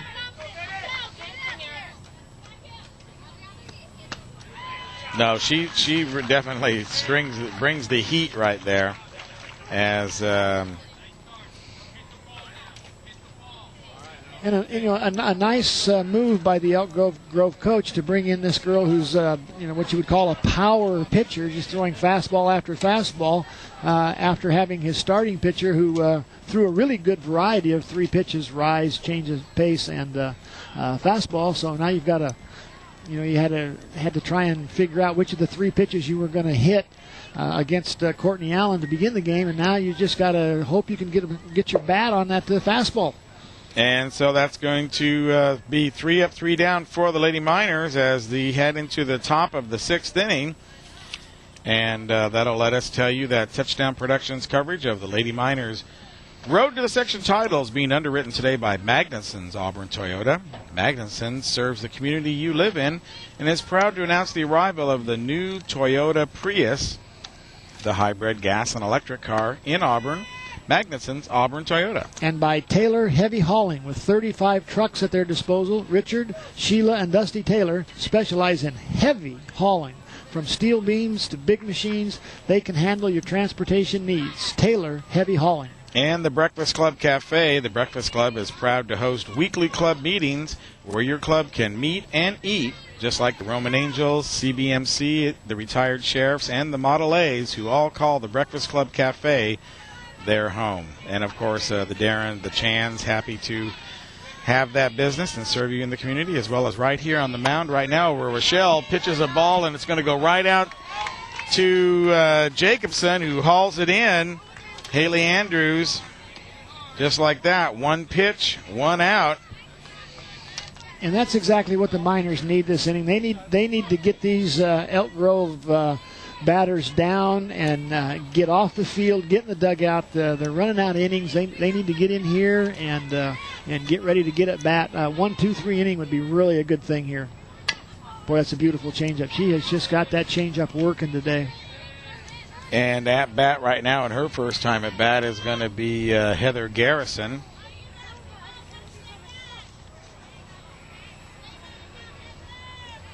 Heather only has 28 at-bats this year. She has 7 hits in her 28 at-bats for a .250 batting average. I don't think they're too concerned about how much hitting she does. She looks like, I think you're right, she's their closer. Well, she's only a junior, so she's got another year left on her contract with Elk Grove. And obviously a bright future. There's a nice handle by Nunnick. Can she get it in time? Yes, she can! Sarah Nunnick ranging to her left on a well-hit ball. It looked like it had eyes on it going to the center field.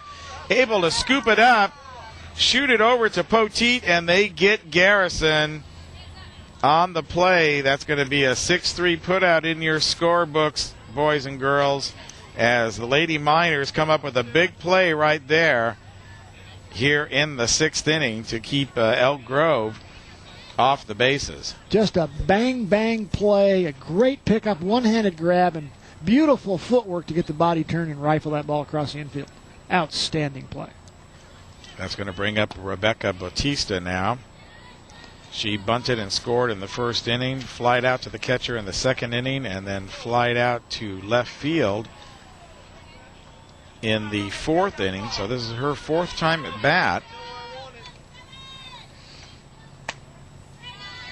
Elk Grove getting plenty of attempts here today, certainly. Well, when you score 5 runs, you usually get a lot of people at the plate. But Nevada Union needs to get them down and get them off the field right now so they can get their turn at bat and try and manufacture some runs. There's a foul tip high off the screen. No play for Tracy Hart as everyone puts their masks back on.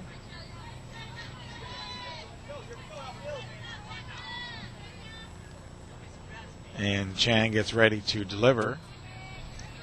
She'll rock, she'll fire. In the low pitch, picked up by Schmitty. Over to Poteet. And that'll be it.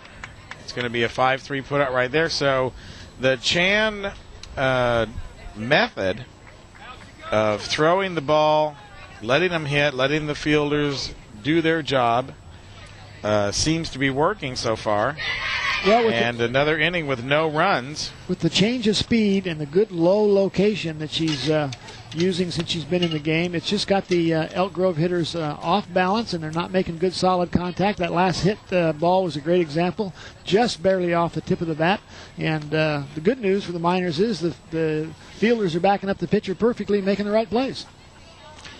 And so that'll give us the opportunity to finish up mentions number 4 right here. And of course, this game is being brought to you by Golden Green Equipment Rentals. The Olson family, proud of their daughter playing today, specializes in all types of rental equipment and provides U-Cart concrete service for those small concrete jobs around the house, like fence post and walkways. That's Golden Green Equipment Rentals. Barbara Parrott, Caldwell Banker, Grassroots Relay.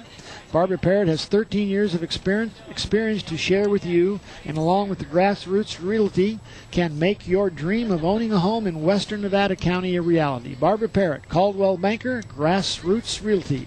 And, of course, by Touchdown Productions, championship television for the Foothills, ending our 7th year of bringing you the best in playoff sports. This is Gil Dominguez today, along with my buddy, Coach Terry Tagney, and, of course, the entire Touchdown Productions sports team. Miles Everett pushing the buttons in there with Duckett.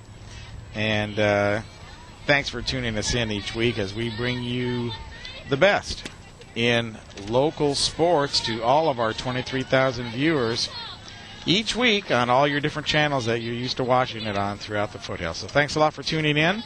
More great sports coming up. Of course, we got the Drew Reynolds Memorial softball team. There's a hit right over there to Bautista. She'll pick it up, throw it to Greenwald. And that's going to be 4-3 put out for Kayla Olson. Top of the order here for the Lady Miners, which is where you really want to be in the 6th inning. Top of the order, you got your best hitters up there. And we'll see if Lady Miners can do something right here. Well, with just 5 outs left in this game for the Miners, they need base runners. Whatever they can do to get the ball in play, and this may do it right here. Nunnick with her speed, able to beat out the throw. Garrison bobbled the hit right back to her at the mound. Just long enough, though, by the time she bent down and picked up the bobble, you're not going to catch Nunnick. No, not especially not on these short bases. That's to me is one of the most exciting things about girls high school softball is the field's relatively small. You really have to make plays in this game. If you bobble a ball or just get off pace a little bit, boy, it's hard to get the outs. And there's a pop up there by Kristen Schmidt, and that'll be handled by McGee, the third baseman. She comes in and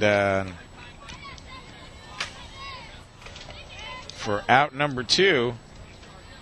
So Nunnick unable to advance on the pop-up.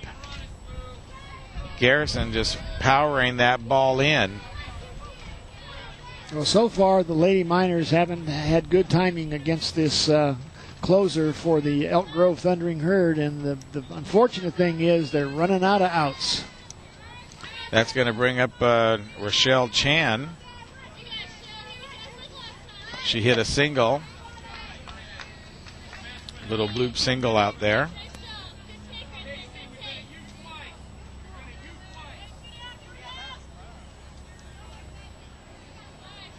No, excuse me. She scored the second out in the 4th inning. That's what it was. So now up at bat, she can do herself some a favor here. She's got a runner on base in the form of Sarah Nunnick. And nobody's hit the ball real hard for Nevada Union today, and I think that's obviously one of their problems of getting some runners on base. Yeah, well, they've faced 2 awfully good pitchers today, and both of them appeared to be on their game, so that makes it kind of tough. There's a pop-up fly to Bautista. She will haul it in right there for the 3rd out. And so, just like that, the Lady Miners are out of the inning in the 6th inning. Good start. They had the little error there, and they got a runner on first base. But about that time, Heather Garrison just put the plug in that little idea, and 1, 2, 3 after that to keep the Miners off the base path. And boy, that's what they need worse than anything at this moment. Is they just need some people on the bases. Well, the good thing is, of course, that Nevada Union will have its last up, but we see a lot of goose eggs right there in the last 5 innings after scoring 1 run, manufacturing that run in inning number 1. And so it's important to keep Elk Grove off the bases right now, as Rochelle Chan will certainly try to do that. She's been successful with her pitches, mixing it up a little bit. She's done a great job since she came in. At the moment, I think the problem is Nevada, not the problem, but where Nevada Union needs to get something going is on offense. And to continue that train of thought of what we're going to be doing, what you can be seeing here in the next few weeks, we have the Lady Falcons from Forest Lake coming up tomorrow in their semifinal Division 5 game, followed by the Drew Reynolds tournament, Memorial Softball Tournament for the Reynolds family. Of course, everybody remembers the horrible personal tragedy that his family experienced not too long ago. And it should be a great community event. We'll be bringing you the semifinals and the finals of that, as well as the men's volleyball championships, the Grass Valley Men's Volleyball Championships. And then that's going to bring us right into our Little League season, which will be the Tournament of Champions. And you'll get to see all your favorite teams from Nevada Union, Nevada City, Penn Valley, Grass Valley, Bear River, Forest Lake, Forest Hill, I should say, as they battle it out to see who's the best Little League team in the Foothills in District 11. So lots of great sports action coming up all summer long right here on your Foothill Game of the Week. Here's a little change in the batting order. We have Stephanie, I think it's Hotman, batting. Has only one at-bat this season. So Stephanie batting for Jenna Alexander.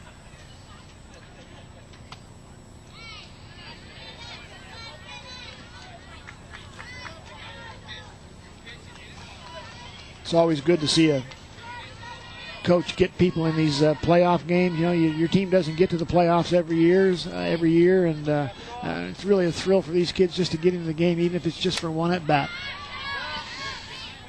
And she fouls that up, makes Terry and I look up. Incoming.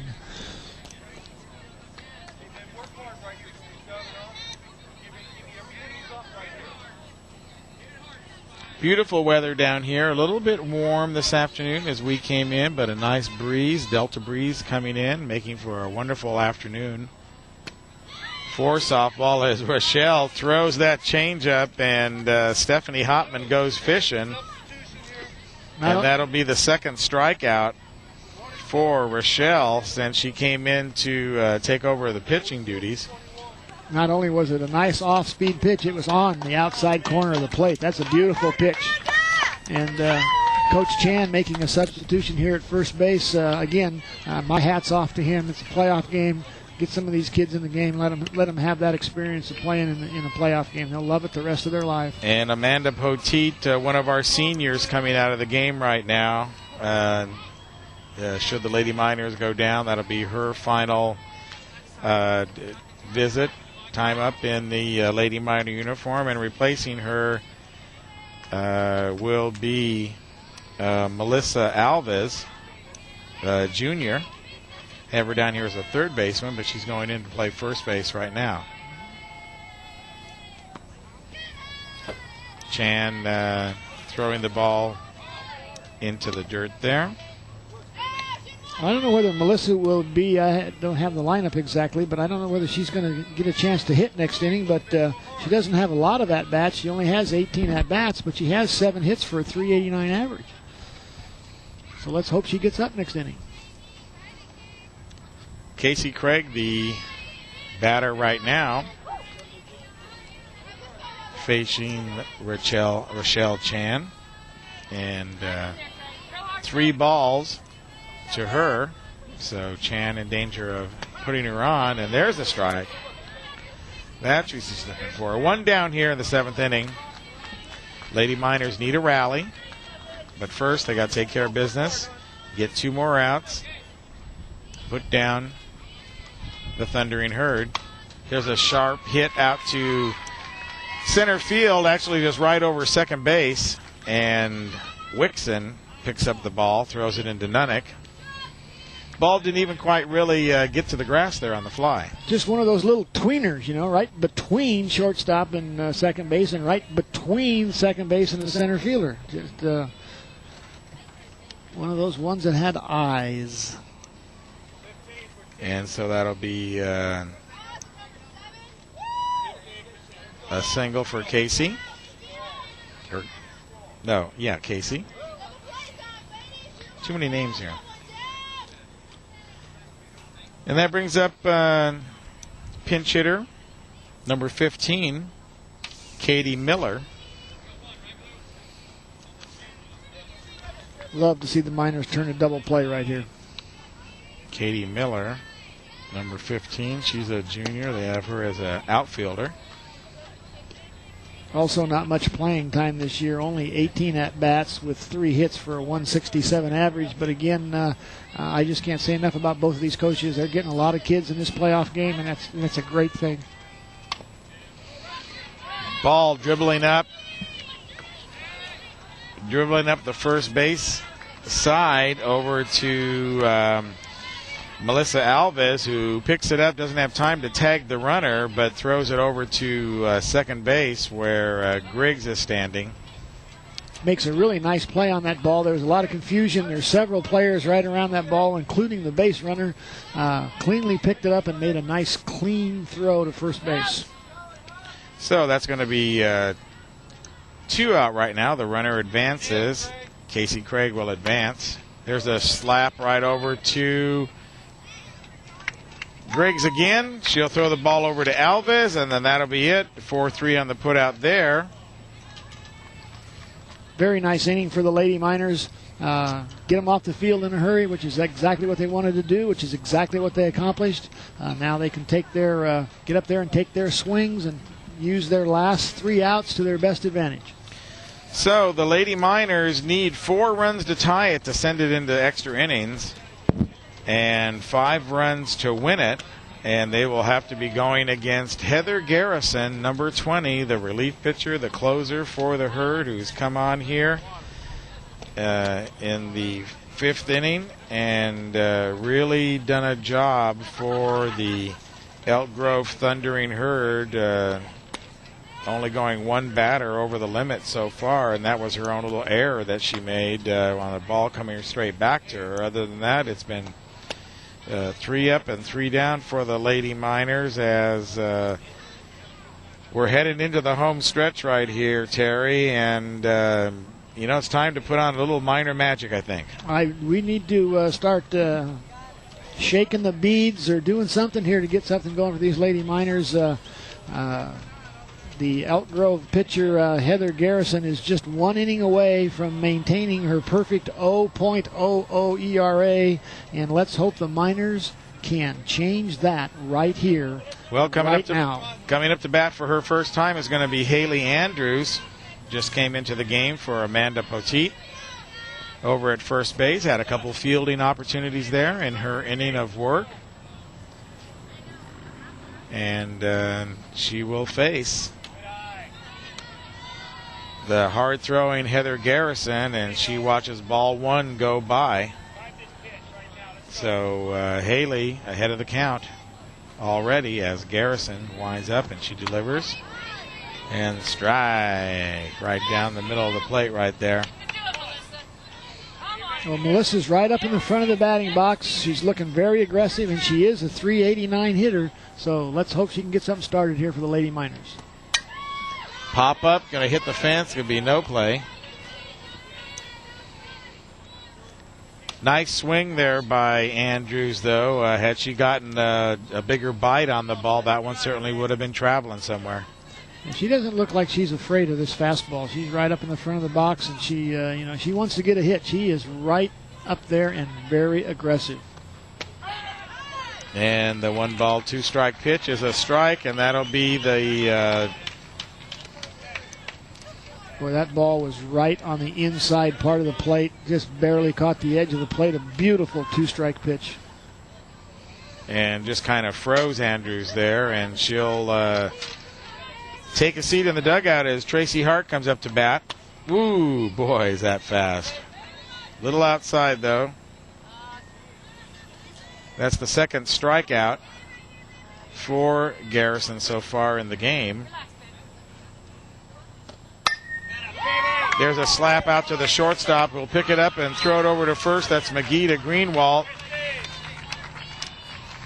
And the Lady Miners are down to their final out of the game, and it'll be in the form of Ashley Griggs. That ball by... Oh, wait, excuse me. We have a, thank you, Christy Kennard coming in. Christie steps to the plate with a .286 batting average. Only has 7 at-bats. again, I just can't say this enough. Having been a high school coach myself for years and years and years, it just does my heart so much good to see these coaches getting these players into the game. Well, that's why I introduced you as coach earlier. Once you're a coach, you're always coach. You're stuck forever, huh? That's it. Okay, I'm not a TV personality. I'm Coach still coach? Okay. Well, yeah. I accept that. Coach Tagney joining us in the booth. And Christy will take a look at the ball right there.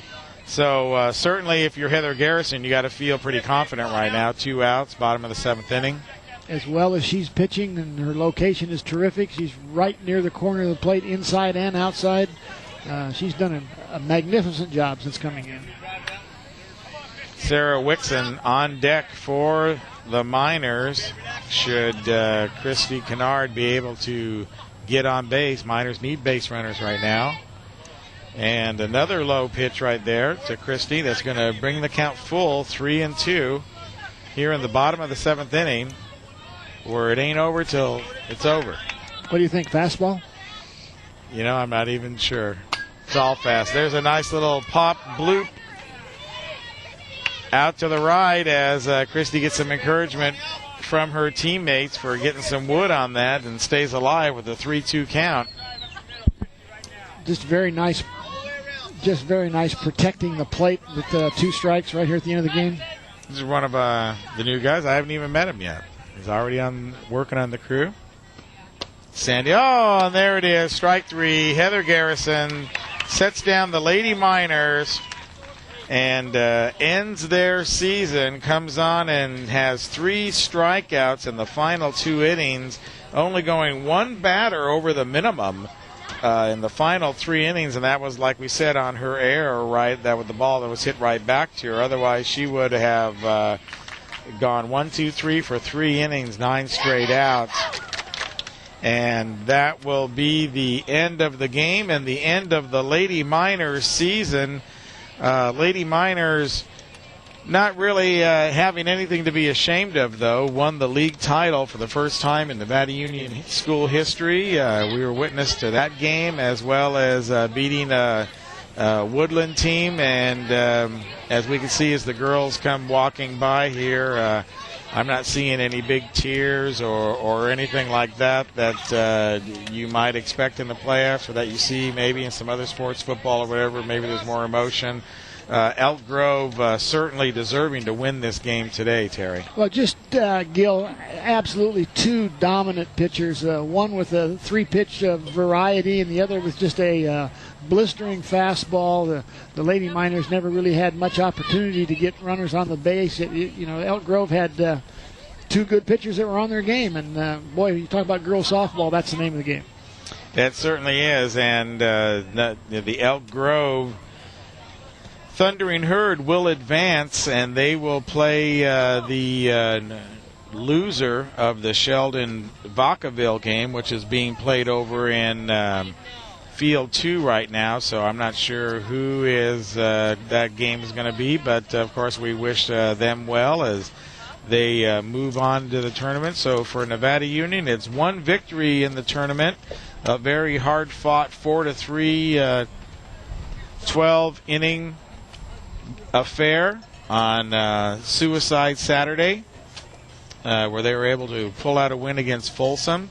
And then the loss to Grace Davis, of course, immediately after that, Terry, which I think, unfortunately, put the Lady Miners behind the 8 ball. Well, that's just an awful lot to ask of high school kids to play a 12-inning game like that and then come right back and have to play another game right afterwards. I think what people forget a lot is not so much it's the physical problems that you have, but it's the emotional. I mean, when you're out there playing a playoff game, you're a little tight. There's a little stress, a little mental anxiety going on because it's a loser go home situation, and I think that takes its toll as much as the physical stuff does. They're high school kids, and that's just a tough road to go. But it's nice to have the double elimination because you can lose one and still be alive. But it just makes it really, really difficult. Well, I thought they'd be able to come back today with a day's rest, of course, on Sunday. But obviously, Becky Dowd not on her game that we've seen her pitch before, really dominating the players. She pitched a no-hitter to win the league championship, so that's the kind of style that she really has, and never really able to get on track today, I think. No, she didn't look like she was at the very peak of her game today, and she did well, I think, for the innings that she pitched. There were a couple of unusual plays. She did have some walks, but all in all, she did a good job. Well, so that wraps it up for the Lady Miners season. We'll do all that kind of stuff too. They end their season with 21 victories. So that's the first high water mark for them. Darren Chan, his first year coaching the team, taking them into uncharted waters, playoff appearance, second round of the playoffs, as well as the league title. And they've got a lot to build on, Terry. Well, they've only got, I think, 2 or 3 seniors on the team, so they're a young team. Anytime you can win 20 games or more, I think you've done a great job in a high school softball season. And the bottom line is, Gil, when it's all said and done, there's only one team that goes home with a win. Everybody else goes home with a loss. So I think the Nevada Union Lady Minor softball team had a magnificent season, and they have much to be proud of. When we were doing the Forest Lake state final game, we were talking to some of the players, and this one player was commenting, I forget who it was right now, about how she didn't have to cry that season. After they won the state title. Well, so you're right. There's only one team that doesn't have to cry. Yeah, everybody but one ends with a loss, and you just have to understand that and realize that the fact that you lost the last game doesn't change a good season.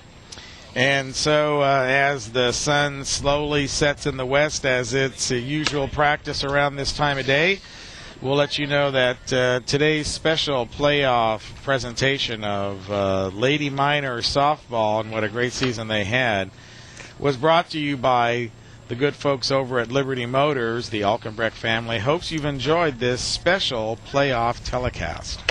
Hanson Brothers Construction and HBE Rentals. Orson and Helen Hanson, happy to underwrite sports television in the Foothill. And, of course, congratulate their son Jeff and Andrea on their nuptials this last Saturday. And Action Plumbing, Heating, and Air Conditioning. Dennis Aday is proud to support high school softball, and he'll be out here coaching his Forest Lake Christian Lady Falcons tomorrow. And good luck to him. Placer Title Company. Everyone at Placer Title is proud of the Lady Miners. And Soft Answers. Dallas Wivholm congratulates the Lady Miners on a great and historic season. And Magnuson, Auburn Toyota, Tony Toohey, and David Harrison, who, by the way, played basketball for me at Placer High School. There you go. Salute the Placer Lady Minor softball team. Yeah, that should be that should be NU. That's a typo there. Oh, goodness. That's a typo. You got to catch those. Taylor Heavy Hauling, Richard and Sheila Taylor, love to support girls athletics in the Foothills, and of course they got that Placer connection working there too. And my favorite breakfast cafe in Auburn, the Breakfast Club Cafe. Darren and Denise Chan are proud of their daughter Rochelle and all the Lady Miners. And Golden Green Equipment Rentals, John and Becky Olson are also proud of their daughter Kayla and the entire NU Lady Miners softball team. Barbara Parrott, Caldwell Banker. Barbara Parrott believes in the character of youth sports. And, of course, by us, that's us right there, Touchdown Productions, Championship Television for the Foothills. Join us next time as we continue to follow the one remaining team now in the playoffs. That's the Forest Lake Christian Lady Falcons, as they will host Oris Timba tomorrow right here on field number 3 at the world-famous Sacramento softball complex, and you'll be able to see that game on your game of the week no matter where you're at, whether it's in Auburn on ACTV Channel 20, in Bear River Colfax at USA Media Channel 23, or the brand new station NCTV 11 in Grass Valley, Nevada City. Thanks for tuning in to your Foothill Game of the Week. We really enjoy bringing it to you as Walt Baker enjoys the shade up there, high up on the scissor lift, donated to us today by M&M Machines, the Ducats, giving us a a nice ride with that piece of equipment and able to bring you a lot of nice shots today because of that. So big thanks to them. And also to DMC Concrete, who gave us the trailer and over to bring that piece of equipment down here for us to use. Very nice addition to the program. So, our executive producer is, well, I guess that's me. That's you, babe. All right. Gilbert Dominguez, thanks for coordinating everything, Gil. Getting the field space down here. Our director today, Miles Everett, doing a great job pushing the buttons forward. And, of course, his accomplice in there, Brandon Duckett, doing the replays and the titles. Our camera operators today, Walt Baker up on the crane, Grady Fike out at first base, and the new kid on the block, Sandy Stoltz from Auburn, going to be joining us on some of our Auburn broadcast and did a really great job according to Miles. So welcome to the team, Sandy. Your announcers today, joining me, Terry Tagney. And Terry, as always, it's a pleasure working with you. I think last time we hooked up was in Colfax. Yes, it was. For the NorCal games, a couple, and of course the Falcons are undefeated in that gym still. Yeah, maybe they ought to board up the doors quick. Our webmaster, Jamie Pell, couldn't join us today. He's got some other things. Hairstyles by Michelle Brown over at The Look. Stats courtesy of MaxPreps.com. And boy, thanks to them, they do a great job for us. Yeah, boy, you can't even do a show without those guys anymore. And of course, there's the scissor lift, courtesy of Janice and Chris Duckett, the all-knowing, all-seeing Ducketts, parents of Brandon, of course, owners of M&M Machine.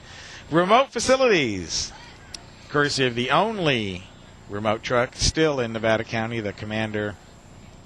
And it rolls. There it is. It's rolling all the way down here to Sacramento today. And not quite in the shade, but give us a call, Touchdown Productions, 274-2206, and send us your emails about us being on the air in Grass Valley. We really need them, and we will present them to Lou Sitzer and try and establish some rules that everybody can live with in the community and produce sports television the way that we're used to doing it, the way you're used to seeing it. You can go out and give us an email also. That's gil@touchdownproductions.com is my email address. Love to hear from you. Like I said, please send in those letters telling them what kind of community television you want to have in Grass Valley and in Nevada City. So the Lady Miners end their season today in the second round of the playoffs, coming up a little bit short against the Elk Grove Lady Thundering Herd, 5-1, but can look forward to a really bright future next season as Darren Chan starts his second year. For Terry Tagney and the rest of the crew, I'm Gil Dominguez. We'll see you next time on your Foothill Game of the Week. Good night, everybody.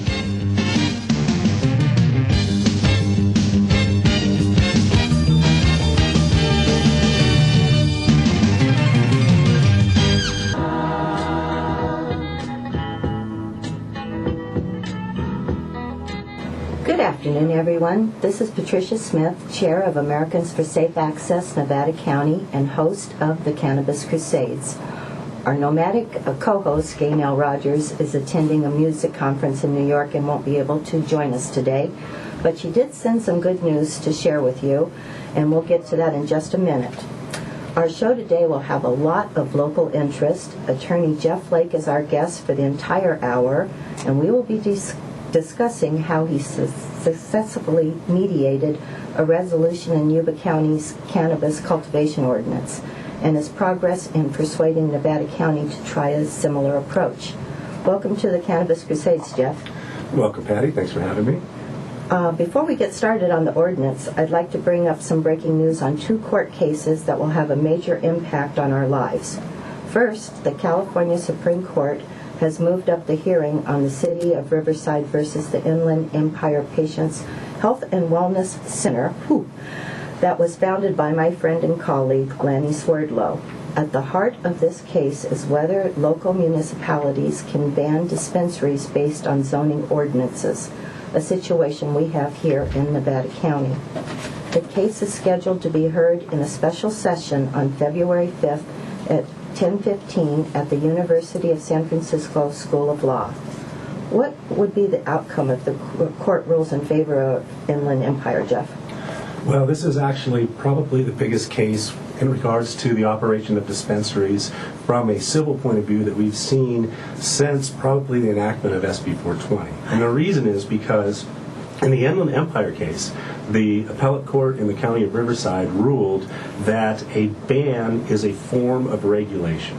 And therefore, under the police powers of local municipalities, that cities and counties could actually ban dispensaries under that police power. So if the case is upheld by the Supreme Court, that would probably be the end of dispensaries in California, because every local city and county could decide if they wanted to enact a ban, and it would be done.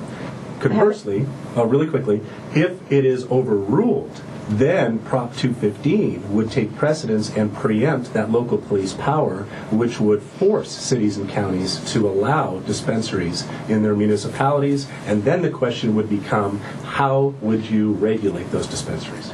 Isn't that what's already happened, though? The minute they made that first ruling, municipalities have acted as if that is the law. That's right, and the reason is because there was older case law. Cruz and Knowles are the two cases that most cities rely upon that say that their police power will allow them to do that. They have taken those cases and tried to expand their holdings to be broad enough to be a total ban. Hopefully, and I think most likely, the court will overrule Inland Empire and follow the city or the county of LA versus AMCC holding, which is that Prop 215 requires the presence of dispensaries and then kicks the ball back to the counties and cities to figure out how to properly regulate them. Well, we'll keep our eyes on this one for sure. And then on another front, Harborside Health Centers will not be closing anytime soon. The judge ruled that their landlords did not have standing to ask the court to evict them because they were violating the Controlled Substances Act. However, the judge also ruled against the City of Oakland's request to have the federal asset forfeiture squashed because the statute of limitations had expired. Is this ruling a mixed blessing, Jeff? Well, the first part of the ruling is very consistent with normal landlord-tenant law, and that is that there are no unlawful detainer statutes under federal law, and it is not the duty or obligation of any landlord to enforce the Controlled Substance Act. That's the duty of the U.S. Attorney's Office. So it doesn't surprise me that the court found that the unlawful detainer would not be effective. In fact, I've tried, I think, in the last year, 5 or 6 very similar cases, and every trial that I've had on behalf of the tenant, we've won for the exact same reason. So that's very consistent. That doesn't surprise me at all. As far as the civil forfeiture and the judge allowing the case to go forward, a statute of limitations defense is something that says it's too late to bring the case.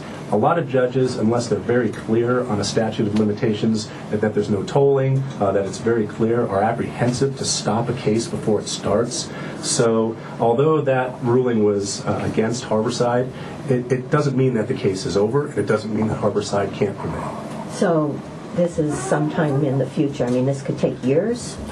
Yeah, depending on the docket of the court and the will of the parties. Most litigations take upwards of a year and a half unless it's expedited or resolved. So hopefully some other court case will come along in the meantime that will make this moot. That would be great. Or if there's a change in the federal or law that would allow Harborside to keep going anyway. If only. Yeah. Well, I'm sure thousands of patients will be relieved to still have access to Harborside's full range of medical-grade cannabis products. It is mind-boggling to me that anyone would think it's preferable to force marijuana underground where nothing is tested for purity or potency. I'm glad some cities like Oakland and Mendocino have the gumption to just say no to the feds. That's right, and actually San Diego is going to join that list. For those of you that don't know, in the last election there was a new mayor in San Diego. His name is Bob Filner, former congressman, and just this week he directed the San Diego City Attorney Jan Goldsmith to stop and dismiss all of the pending lawsuits he has against the medical marijuana dispensaries and to stop code enforcement against those dispensaries based upon an impermissible use. Bob Filner also has said that he will testify on behalf of medical cannabis patients in trials, and he has in the past and probably will continue to stop the federal government involvement in San Diego. He has already written letters to Eric Holder when he was a congressman, and he has taken a very, very strong, supportive position for medical cannabis patients in San Diego, to the point that last Tuesday he attended the San Diego ASA meeting, and if you take a look at some of the media and video of that meeting, you will be incredibly impressed with the position that Bob Filner is taking. So hopefully that will be a very positive and a quick, efficient way to try to resolve the issue of dispensaries in San Diego as well. That is great, because none of this would have come about if it hadn't been for the hard work of all the activists in San Diego and attorneys like yourself that represented us. So kudos to everybody on that front. That is wonderful news. Yes, very exciting. Well, let's switch gears and get to local matters here in Nevada County. They said it couldn't be done, but you did it. After 5 months of intense negotiations, you came away with a cannabis cultivation ordinance in Yuba County that is acknowledged as the most liberal in the state. What motivated Yuba County to accept the final ordinance? Well, I think there was a series of factors, and they're all important. First and foremost, I think all the stakeholders in this issue, which is cultivation of medical cannabis in largely rural counties, understand that if there's not safe access, because you can't go to a dispensary, you have to cultivate your own medicine for you and your patients and your collective. That was acknowledged by Yuba County's Board of Supervisors, their planning, their sheriff, their district attorney from the outset. The question was, how can we put something together that may not be perfect for anybody, but that can be livable for everybody, at least to the most part. And I think the reason they finally accepted the last ordinance is because they realized it was a fair compromise. Nobody was happy with the outcome. And Oftentimes happens. Right, and a lot of times, that's when you've got a good settlement, when everybody leaves disappointed. But I think that the final reason was because they understood that this was an issue that was very important to their county. It was not going to go away. It was not worth it to go through a protracted litigation, and it wasn't worth it to try to enforce an ordinance that was convoluted, it was unclear, it was unfair, and ultimately, I think the county of Yuba realized that if they put together something that was understandable by the patients, the cultivators, something that was easy for law enforcement or code enforcement to enforce, that it would be much better for everybody. And ultimately, as a result of hard work and dedication by both sides, we were able to put together the ordinance. Well, good. That's just amazing. Our ordinance is so convoluted that when people, my friends, sit around and we talk about provisions, we get into arguments because even I don't understand everything that's in there. It's crazy. It is. So could you outline some of the pertinent provisions in the Yuba ordinance so our listeners have an idea of what we're talking about? Certainly. And some of them, I think, were so obvious that it was, like you said, mind-boggling that we couldn't put this together from the outset. And we'll start with some of the definitions. Because in Yuba County now, you have to have two important factors, and that is protection and anonymity. So the fencing requirements, just something very simple, was changed to say that as long as you have your garden secure and your garden is not visible from normal view, then that's all you need. And it met the practical requirements, which is safety and to prevent nuisances. That was a very simple change to make a definition. Another one was, for example, where you can have your garden. One of the big changes was instead of having one flat, contiguous space, which is very impractical, particularly in rural areas where there's mountains and trees and things in the way, we changed it to make it practical for the cultivators and not impossible. That one was just a very simple change. And then probably the biggest one, and this is something that I don't know how it happened before my involvement in either county. Both ordinances, Yuba County and Nevada County, before I became involved, had this crazy square footage type of analysis to try to determine compliance. That is just not workable. It's not fair, and it's against the law, actually, I believe, because the way SB 420 is written is by plant count. The way the Kelly case is determined is by medical need. It's not by whether you can get 150 square feet on a parcel in a certain place. It's not, it's not something where the sheriff has to come out with a tape measure and decide whether or not the canopy is too big. Well, what if somebody takes a string and they bring the canopy all back together in a tight little ball just for the purpose of the inspection? As soon as you leave, it pops back out. It's not practical at all. It's much easier for everyone to know how many plants they can have, where they can have them, how they can protect them, and whether or not that's enough for them individually or to meet their collective needs. So the way we did it in Yuba County was based upon parcel size. The smaller parcels, the more urban parcels, of course, you shouldn't have as much of a nuisance or potential for a nuisance. Conversely, if you're out in a very rural area where it's private and there's nobody near you, why should you be limited to a space where you can't cultivate enough cannabis to meet your or your collective's needs? I never understood that, because if they allow for collectives, they should be in the outlying districts where they aren't going to bother anybody, but this ordinance that we have doesn't allow for multiple members. I mean, you are limited to the same amount of space regardless of how many people are in your collective. That's right, and it makes it almost impossible to cultivate for more than just your own personal use.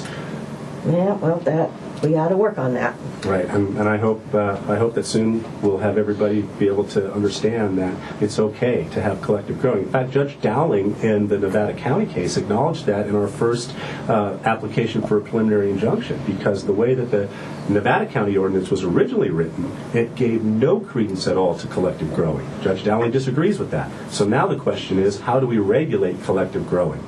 To me, we need to put it somewhere safe, because remember, this is just a nuisance statute. This is not a criminal statute. This has nothing to do with federal law. It has to do with making sure that people's gardens are safe and protected and not bothering their neighbors. How much money do you estimate Yuba County saved by mediating rather than litigating? Well, Yuba County took a little bit different tack than Nevada County. They hired outside counsel, a very proficient and professional firm out of Sacramento. I'm sure they were expensive, and unfortunately, litigation is always expensive. I know that the Yuba County Growers Association expended a lot of money, and the County of Yuba did as well. Nevada County's taken a different tack.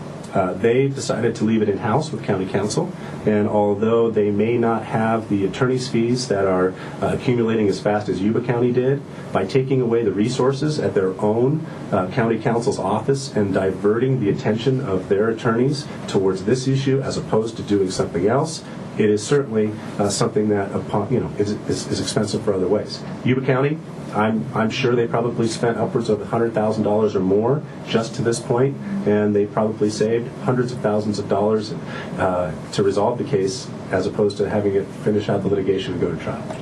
Yeah, well, Nevada County claims it isn't costing them anything for the reasons you mentioned, that it's in-house.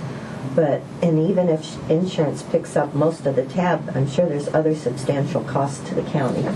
Oh, sure, of course. And they start at the beginning and go to the end. Like I said, they're allocating resources somewhere that could be allocated somewhere else. They're going to have to hire expert witnesses. They're expensive. They're going to have to put their case on. Now, remember, the county doesn't have to pay for costs, court costs, because they're a governmental agency, but they still have other costs. And then lastly, the way the county is, I think, utilizing their resources the wrong way is through enforcement, because they're trying to use the sheriff's department, administrative officers, county council to go through the enforcement of the ordinance as written, in which I think is completely backwards. If they had an easy ordinance, they could enforce it a lot better. Nobody would be spending those time and resources.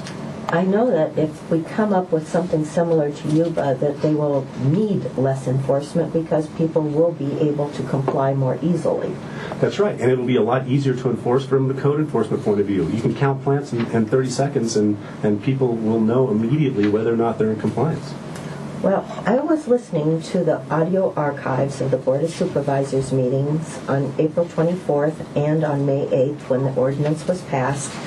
And Allison Barrett Green, Sheriff Royal, Ed Schofield, and Nate Beeson all stated that the ordinance is just a starting point. Let's listen to Allison Barrett Green, and I'd like your comments. Sure. We go through enforcing it, we find we wish we had done this or we hadn't done that. there is a process for that. It is called amending the ordinance. We expect, like as with any program that we implement, we will be coming back periodically to tell you how it's going, and we will be suggesting changes, improvements as things move along. But we need the anecdotal evidence to look at to see what is actually going on in the field, and this ordinance will provide us with that basis to get started. So. Have you suggested to County Council that we attempt mediation in Nevada County, and have they responded one way or the other? Yes. In fact, I remember that meeting. I was there when Allison made those comments, and they were echoed by lots of people there. And we knew from the beginning that what they were trying to do was a starting point, and I've been told consistently for a long time that once the facts were known, and once we got through last season, once we saw what was going around us in other counties, that the county would be willing to listen, that they would look at things with a fair eye to their constituents and for the safety of the community.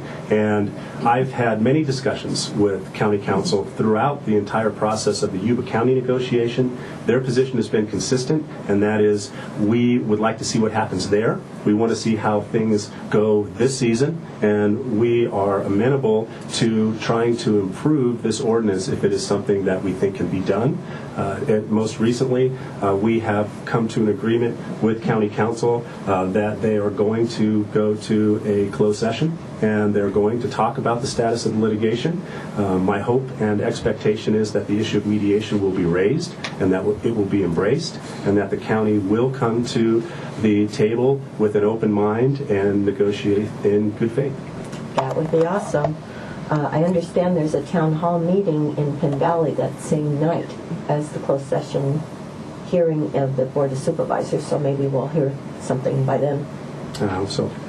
But I did read a remark in the Union by Sheriff Royal saying that he thought the ordinance was working just fine, that everybody was complying, and there was no reason to change it. Have you heard anything different? I did hear that, but to me, information without context is really not that valuable. I think the way that the ordinance was written is still way too restrictive and way too confusing. And if the idea is that that's what the county wanted, and that it is going to be essentially a de facto ban on collective growing, then I would say they've got exactly what they wanted. The problem with that is I think it's unfair and it's illegal. The way that the ordinance was enforced last season was new. It was kind of off to a rocky start. I have to give credit to Sheriff Royal and most of his people that they were pretty compassionate when they went out to small gardens, and they tried to give people information. They did bring, I thought, too many, but quite a few enforcement actions. And because of the timing of those actions and the people that were either willing to comply and abate or try to meet the other regulatory provisions of the ordinance, we got through the season. I don't see that happening again this year. If the enforcement efforts start early, if they are in earnest, and really it is nothing more than a tact to have a ban on cultivation in the county, I think we'll see a very different result this season. I imagine they would start the compliance checks a lot earlier than they did last season, too. I mean, they didn't even start till September. They could start as early as April if they wanted to this season. That's right. And one of the reasons for that, I think, is because they didn't even have any administrating hearing officer selected until September this year. And now that they have people in place, if they're still willing to do the work, they've gotten over that hurdle. It's something that was important. And last season, they didn't have the time and opportunity to get those people appointed. It was interesting, too, because one of the primary reasons for the urgency ordinance was based on Yuba's strict ban in their county. They said, we're going to get a massive influx of people from Yuba into Nevada County if we don't have something in place to counteract that. So now I guess we're going to have a massive influx of people from Nevada County going to Yuba. Right, a mass desertion to Yuba County where they know that they have something to look forward to. Well, I hear that argument a lot. I hear, it's just another NIMBYism argument. Every time somebody does something, somebody else thinks it's going to impact them negatively, and in my experience doing this for a long time, that almost never occurs. Well, let's play another soundbite. This is Sheriff Royal stating how many complaints his office received on a daily basis in 2011, and one of the reasons he used for the urgency ordinance. So I'm trying to use this as a lead-in on how we got here today. When we reflect back last year during the grow season, we received on a daily basis roughly 20 to 25 complaints from the community. So how many complaints did the sheriff turn over in your discovery request for 2011? Right. In 2011, we actually did a public records request on the county asking specifically for the complaints that Sheriff Royal made reference to at those Board of Supervisors meetings. And I'm not sure how many requests were actually received by the county. There may have been some. I don't know what form they took. I don't know when. I don't know who processed them. I don't know how. All I know that is in our initial document request through the public records request in 2011, we didn't receive any complaints. No, zero. None. Oh, that's very interesting. Right. So how many complaints did they say they received this year, and how many were turned over to you? Well, in 2012, we were also, informed through many various ways that there was still a steady influx of complaints by neighbors against their other neighbors. And so we then asked for a written discovery production of documents through the litigation process. And the county did respond. And there were a number of complaints that were provided to us. The problem was that the complaints that were given to us were mostly redacted. So we couldn't get the information that we needed to know to put together an accurate analysis. We couldn't tell who was complaining. We couldn't tell why they were complaining often, where. And it made it very difficult to see if it was one person complaining 1,000 times or 1,000 people complaining one time.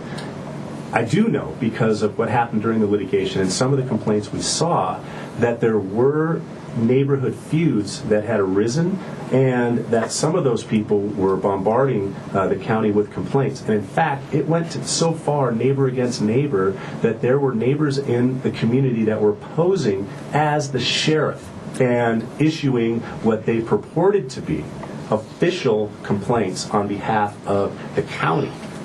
So, the number of complaints I think is really irrelevant to the point of view that, of course, people have a right to complain if there's something wrong, but people were taking it too far. It was like one competitor complaining about another so that they could drive them out of business. In this case, it was one neighbor complaining about another to drive them out of a neighborhood, and that is exactly the opposite intent, I think, of this ordinance.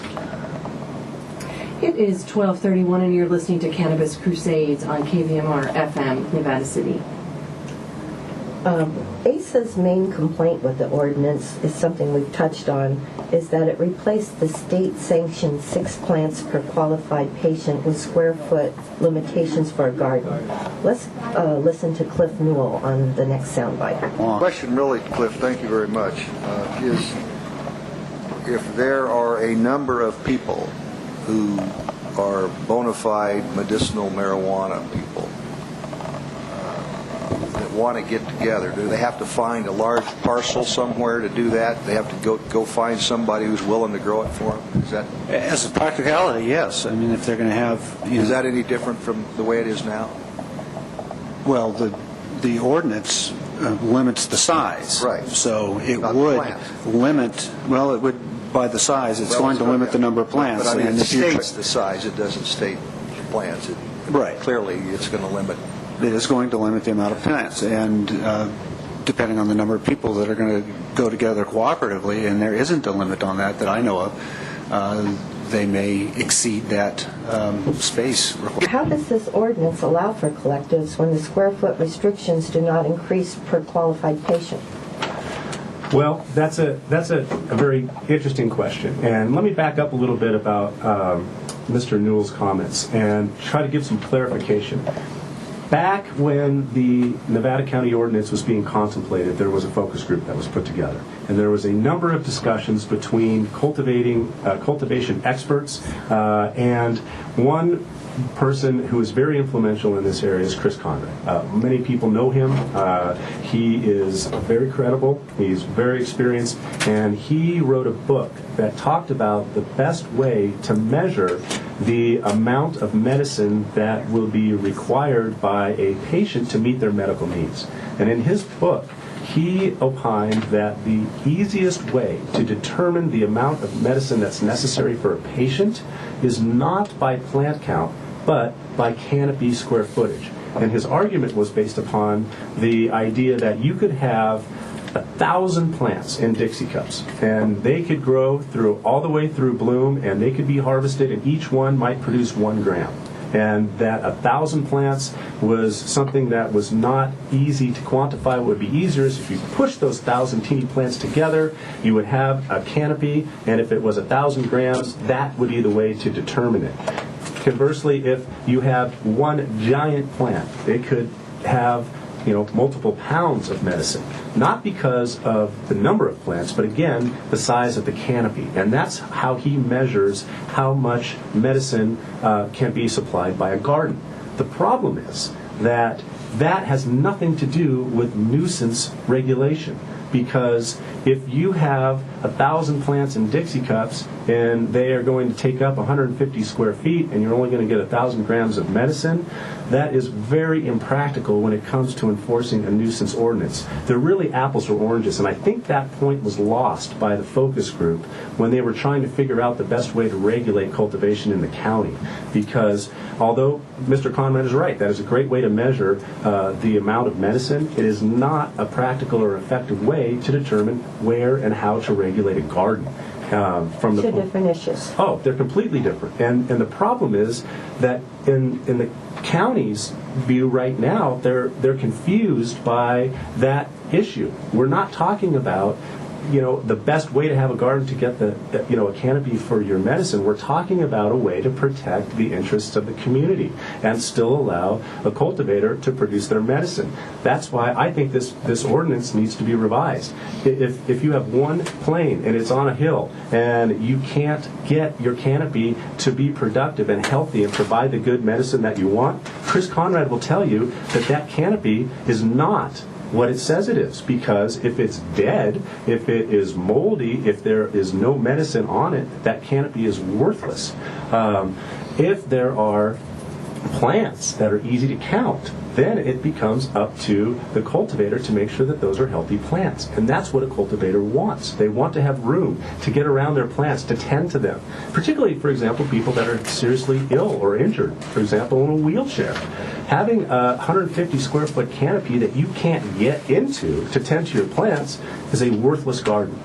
On the other hand, we've had that situation this season as well. I mean, Renee Johnson was forced to cram all of her medicine into a very small area, and she has Hodgkin's disease, and her whole garden molded because of that, and she lost her entire garden. I don't know how she's going to get her medicine this coming season. Yeah, that's right, and that's a horrible shame. And the same thing is true when it comes to collective growing, because if you have a collective that's made up of 2 people, SB 420 says you're entitled to 12 plants, no doubt about it. And if you have a collective that has 100 people, the question becomes, where can they cultivate? And if you only get 150 square feet, there is no possible way that you're going to be able to supply the members of your collective. Collectives are legal. They are a very common and accepted practice in the state, and they're necessary for the same reasons. If you live in a condo downtown, you can't cultivate because you may not have the ability or the space to do it. But if you live on a 50-acre parcel and there's nobody near you for miles, well, if you're going to have a collective for the members, your members, it's perfectly fair to do your cultivation far away. So why should you be restricted on the number of plants that aren't having any negative impact upon anyone? So again, this is a very big issue. The Inland Empire case is really focusing on dispensaries, but I think we'll see a lot from the Supreme Court, when they hear this, as to their views as to supplying medicine for collectives. And if they say that you can't ban dispensaries, I think that there will probably be some language in there talking about whether or not a county can restrict cultivation to supply dispensaries, or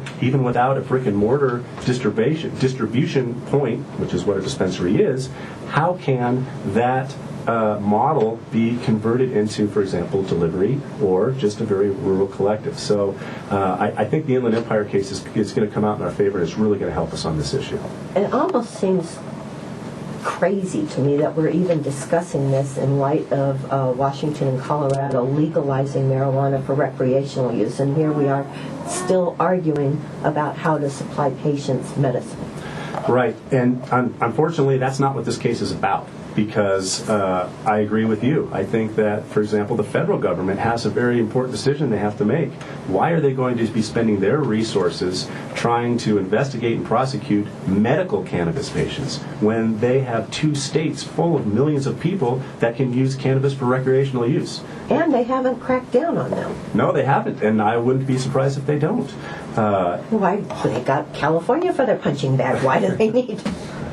Right, and and that view may be changing too. But when it comes to the distribution of medicine to patients, this case is about how do you regulate it fairly. And if you have to accept the premise that people want their medicine, they need their medicine, they're going to get their medicine.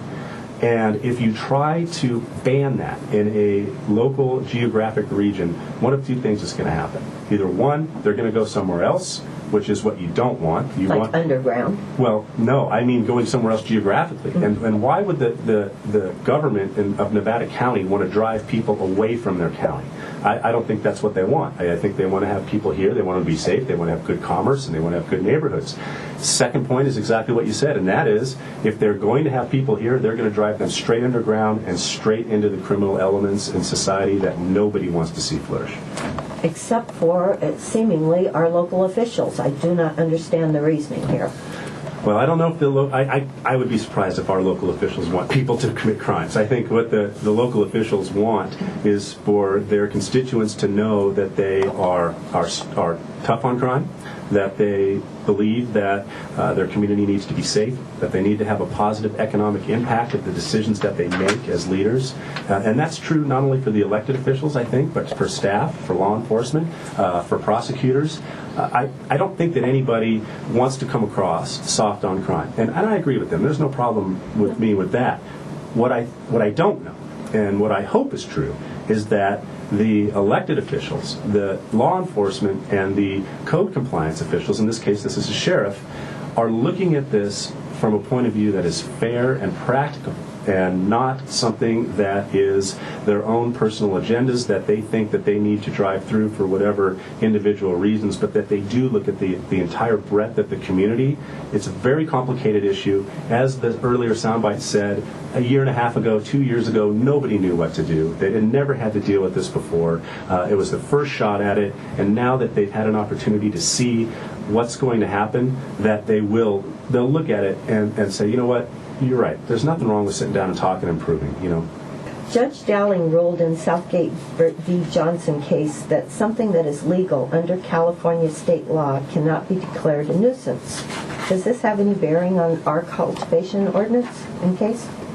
Well, yes and no. Always so yes I know. And I'm no. sorry. That's the trouble with lawyers. We hate to commit to anything.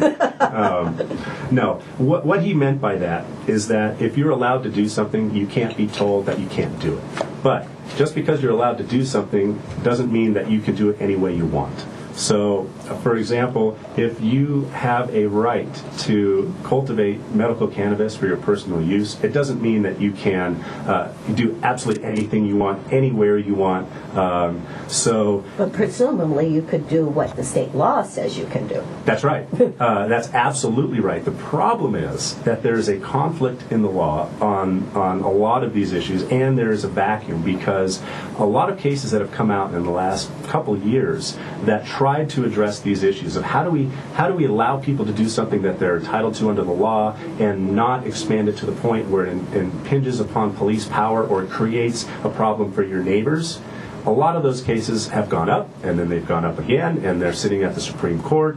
And what happens is when you've got a conflict and people want a resolution, there's only a couple ways that you can handle it. You can either do it privately, or you can do it publicly. And the court system really is nothing more than a forum to resolve public disputes. And that's a judge's role. And even in our case, there's a dispute between the county and the medical marijuana community as to how to protect our rights under California state law and not impinge upon the police powers and the neighbors of the community. And unfortunately, when there's no case law, it puts judges in a really difficult position because they have to make a choice based upon a lack of information, a lack of law. No judge wants to be making policy. They want to be interpreting the law to the best of their ability. And when the law keeps changing, it makes it very difficult to resolve things in a public forum, which is why I am such a strong proponent of mediation, because I think that parties should and could and must try to resolve their differences in private and resort to the courts as a last resort for a lot of reasons. It's expensive, it's time consuming, it's it could take forever to have a case work through the courts. Just our case alone, if there's a motion and there's a ruling by Judge Dowling and the other side doesn't like it, the very first thing they're going to do is appeal to another court. And if they don't like the ruling there, they're going to appeal it to a higher court. And in the meantime, what happens? Nobody knows because there's no resolution. So if the parties have ideas that they think are important to them, for example, from the Americans for Safe Access perspective, this whole idea of a canopy square footage, like we said, good idea to measure, how much medicine for a person. Very, very difficult, almost impossible to enforce accurately and effectively.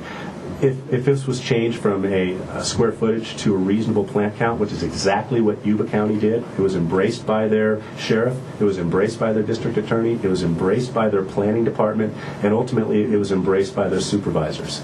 That was one major fundamental change, which doesn't impact anybody negatively at all. It means we want to figure out how many plants can be in a certain place that can give people enough room to get their own medicine and get their collective medicine. Let's change this from a canopy to a plant count. Now, the number of plants was something that we negotiated for months. It went back and forth and back and forth, and there were very good reasons why the government wanted to restrict the number of plants in certain areas, and there were very good reasons why the medical marijuana community needed to have room to grow on other parcels. And I would hate to see those months of very good, very productive, and very well-reasoned negotiations be wasted in this case. I mean, why invent the wheel when we've just invented not the perfect wheel, but certainly one that is much, much better than what we have here now? Well, is there a downside for our county to try mediation, and what would be the upside? Well, let's start with the upside. The upside is we can resolve the matter. We can stop the litigation. We can put an ordinance in effect that is clear and effective and easy to enforce for the community, particularly because the upcoming season is right around the corner. That is almost here. Yeah, that's the goal. I think that's the goal for everyone, is to put some certainty and keep improving. Like Allison said, let's keep working. Let's keep this better. So from that point of view, there's a huge upside and no downside. The only downside I could think of is that there is some reason that the county does not want to resolve this case or does not want to see a change in the ordinance because it might expand the ability of patients to cultivate. If they refuse to mediate, are there other remedies than our lawsuit? Well, yes, you can go into court and ask the judge to order a mandatory settlement conference. And the difference between a mediation and what I call an MSC is that in a mediation it's purely voluntary. The parties either want to be there or they don't. Judge can order the parties to the table. The trouble is, even if a judge does that, if the parties are not there in good faith, nothing will be accomplished. You could take the horse to the water, but you can't make them drink. That's right. It's really going to be up to the county to decide whether or not they want to listen to the arguments that we've been talking about for months and see if we can make some positive changes. If an MSC doesn't work, then we can keep grinding away at the litigation. We can continue to file motions. We can continue to get rulings as the law evolves. We can take different tacks, and as enforcement starts to occur, more individuals can bring individual claims and individual attacks upon the ordinance, because there's a difference between what the ordinance says on its face and how it's applied to actual people. And last year, we really didn't have any reason to bring any as-applied challenges because the enforcement was so late in the season. Mm-hmm. This year, my expectation is that if there's going to be enforcement, there are going to be a lot of as-applied challenges, and I think Judge Dowling is going to find favorably on behalf of the cultivators that are not able to cultivate their medicine under the current ordinance. There's always an initiative, too. We cannot let this drag out for years and years without resolution, so we're looking into that avenue as well. That's right. And not only it could be a local ballot initiative, it could be a statewide ballot initiative. There's a lot of grassroots that can be done, and there's a lot of things that can be done at a statewide level, too. I imagine that both will be done. I know that with certainty that there will be another ballot initiative in California on the legalization for recreational use as early as 2014 and for sure by 2016. Right, and I expect that the entire marijuana community is going to change dramatically over the next years. My concern, though, is the present. I want to make sure that this county is safe and secure and that the patients that need their cannabis can get it, and I want to make sure that they can get that resolved as quickly as possible. I am not interested in waiting until 2014 or 2016 to wait and see what somebody else does. I think we need to do it now, and we need to do it right, and I really strongly encourage that everyone involved in this issue take an open-minded and serious look to roll up their sleeves, to get together, and to try to get this problem, if not solved completely, but certainly improved as quickly as possible. Depending on how the court cases go and they allow for dispensing units, what would happen in Nevada County? We have a ban in place. Would that be moot, or would it have to be challenged still? Well, interesting question. Again, it depends what the politicians do. But if Inland Empire is overruled, then the ban on dispensaries will be unenforceable. Now, does that mean that anybody can put a dispensary wherever they want? No. It's going to be then incumbent upon the leaders of the community to come up with a fair and legal regulatory scheme. What it does mean, though, is no matter how that is ultimately decided, that there will be a dispensary in Nevada County, and there will be a dispensary in every county and every incorporated city throughout the state if somebody is willing to meet the regulations and follow the rules. It will not be precluded. It's preempted by Prop 215, and you will see a dispensary in Nevada County. My big concern is if a lawsuit is adjudicated in that direction, and if no process is put in place beforehand, it's going to be like when Prop 215 first passed. There's nothing to go by, no regulations, no guidelines, free for all, and that leads to all kinds of problems. Right, and that's the problem that we've seen in Southern California. Like I mentioned earlier in the show, there was a de facto ban of dispensaries in San Diego, and it resulted in dozens of lawsuits, and it resulted in a ton of commotion. And now, finally, we have a strong mayor who has recognized that and is trying to solve the problem. If there is no action taken by the local government to try to implement a local fair and legal regulation when it comes to dispensaries, you're going to see the same thing here and throughout the state that you see in San Diego and Los Angeles, and it's massive lawsuits taking up a ton of time and a ton of money and a ton of aggravation, which again to me is totally unnecessary if everybody can get together and be proactive at the front end instead of trying to clean up a mess and fight and litigate on the back end. Wouldn't it make more sense to put something in place, even if they have it in their back pocket, that they can pull out should the court rule in favor of dispensaries?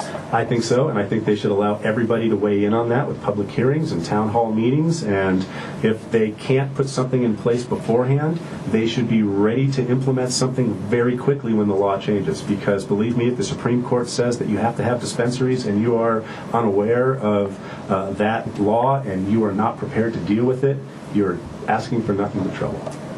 Perhaps this should come up in the mediation process, assuming we get there.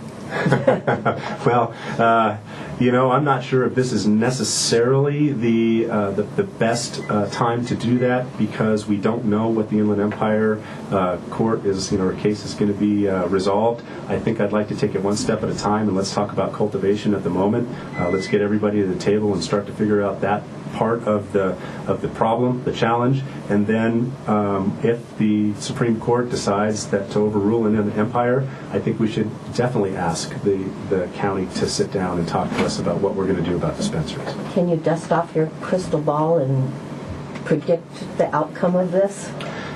If it were up to me, I would love to see an ordinance, a cultivation ordinance, very similar to the one in Yuba County enacted here in Nevada County. And I would like to see that once the Inland Empire case is reversed and Prop 215 is considered to be enforceable and all of these dispensary ordinances are found unenforceable, that we sit down with the county and try to put something together as quickly as possible so that the dispensaries in the county are in the right place and they're accessible to all the patients that need them. So what do you think Nevada County can learn from Yuba County in this process? Well, I think the most important lesson to be learned is that it's okay to resolve a dispute informally behind closed doors. If you put together the right people, the people with their fingers on the trigger, the people with the knowledge and expertise to make good decisions, if you're going to be fair and negotiate at arm's length, that you can come to a livable conclusion. Like I said, nobody's happy with it, but it is certainly a very, very good compromise and something that Yuba County has learned, and hopefully Nevada County will learn that lesson as well, and we can sit down and put something together. Well, you're a great teacher for both sides, and I hope that you prevail. Well, I hope for the sake of everyone here that we can come together and put something together very quickly. Well, we could talk about this all day, but it looks like the clock has run out on us. Thanks so much for your experience and your knowledge and for sharing it with us today, Jeff. It's my pleasure. I'm happy to be here, and I hope it's helpful for everyone involved. Well, I want to thank our esteemed producer, Kelly Marino, for all of her contributions to this show, and to KVMR for giving us this platform. Nobody's right if everybody's wrong. Young people speaking their minds are getting so much resistance from behind. Time we stopped. Hey, what's that sound? Everybody look what's going down.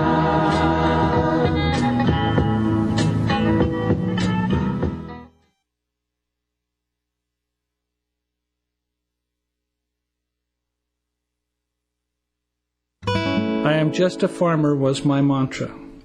One day while watching TV, a bunch of guys just like myself recited a poem. I am just a farmer, pure and simple. And I thought how truly the words described who I was and what I've always wanted to be. Then along came a lawyer who asked me, "You really can't make a living off that place, can you?" I responded, "I try." Soon after, I learned my family farm was the focus of our general plan process.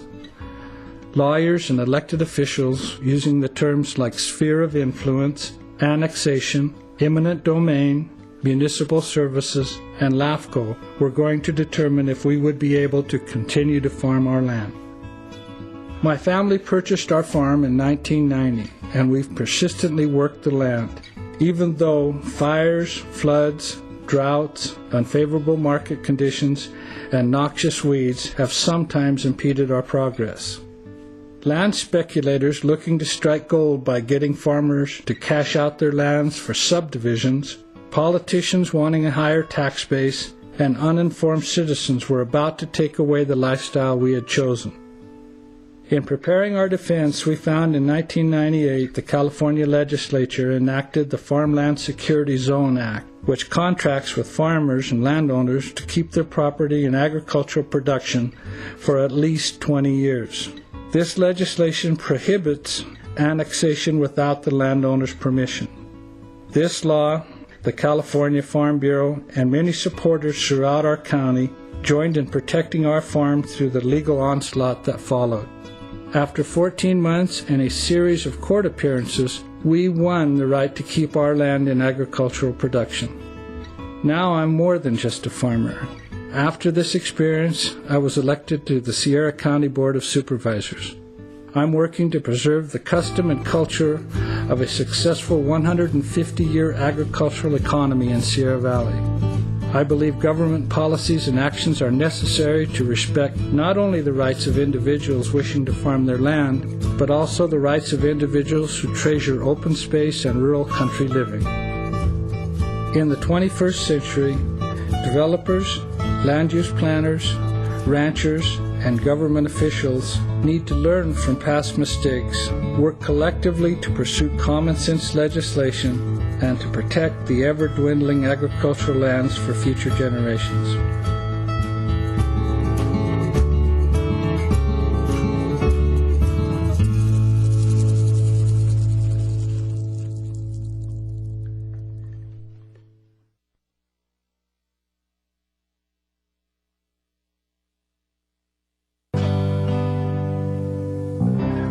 Hour, you'll be watching Live in Studio A, produced by KDVS 90.3 FM in Davis.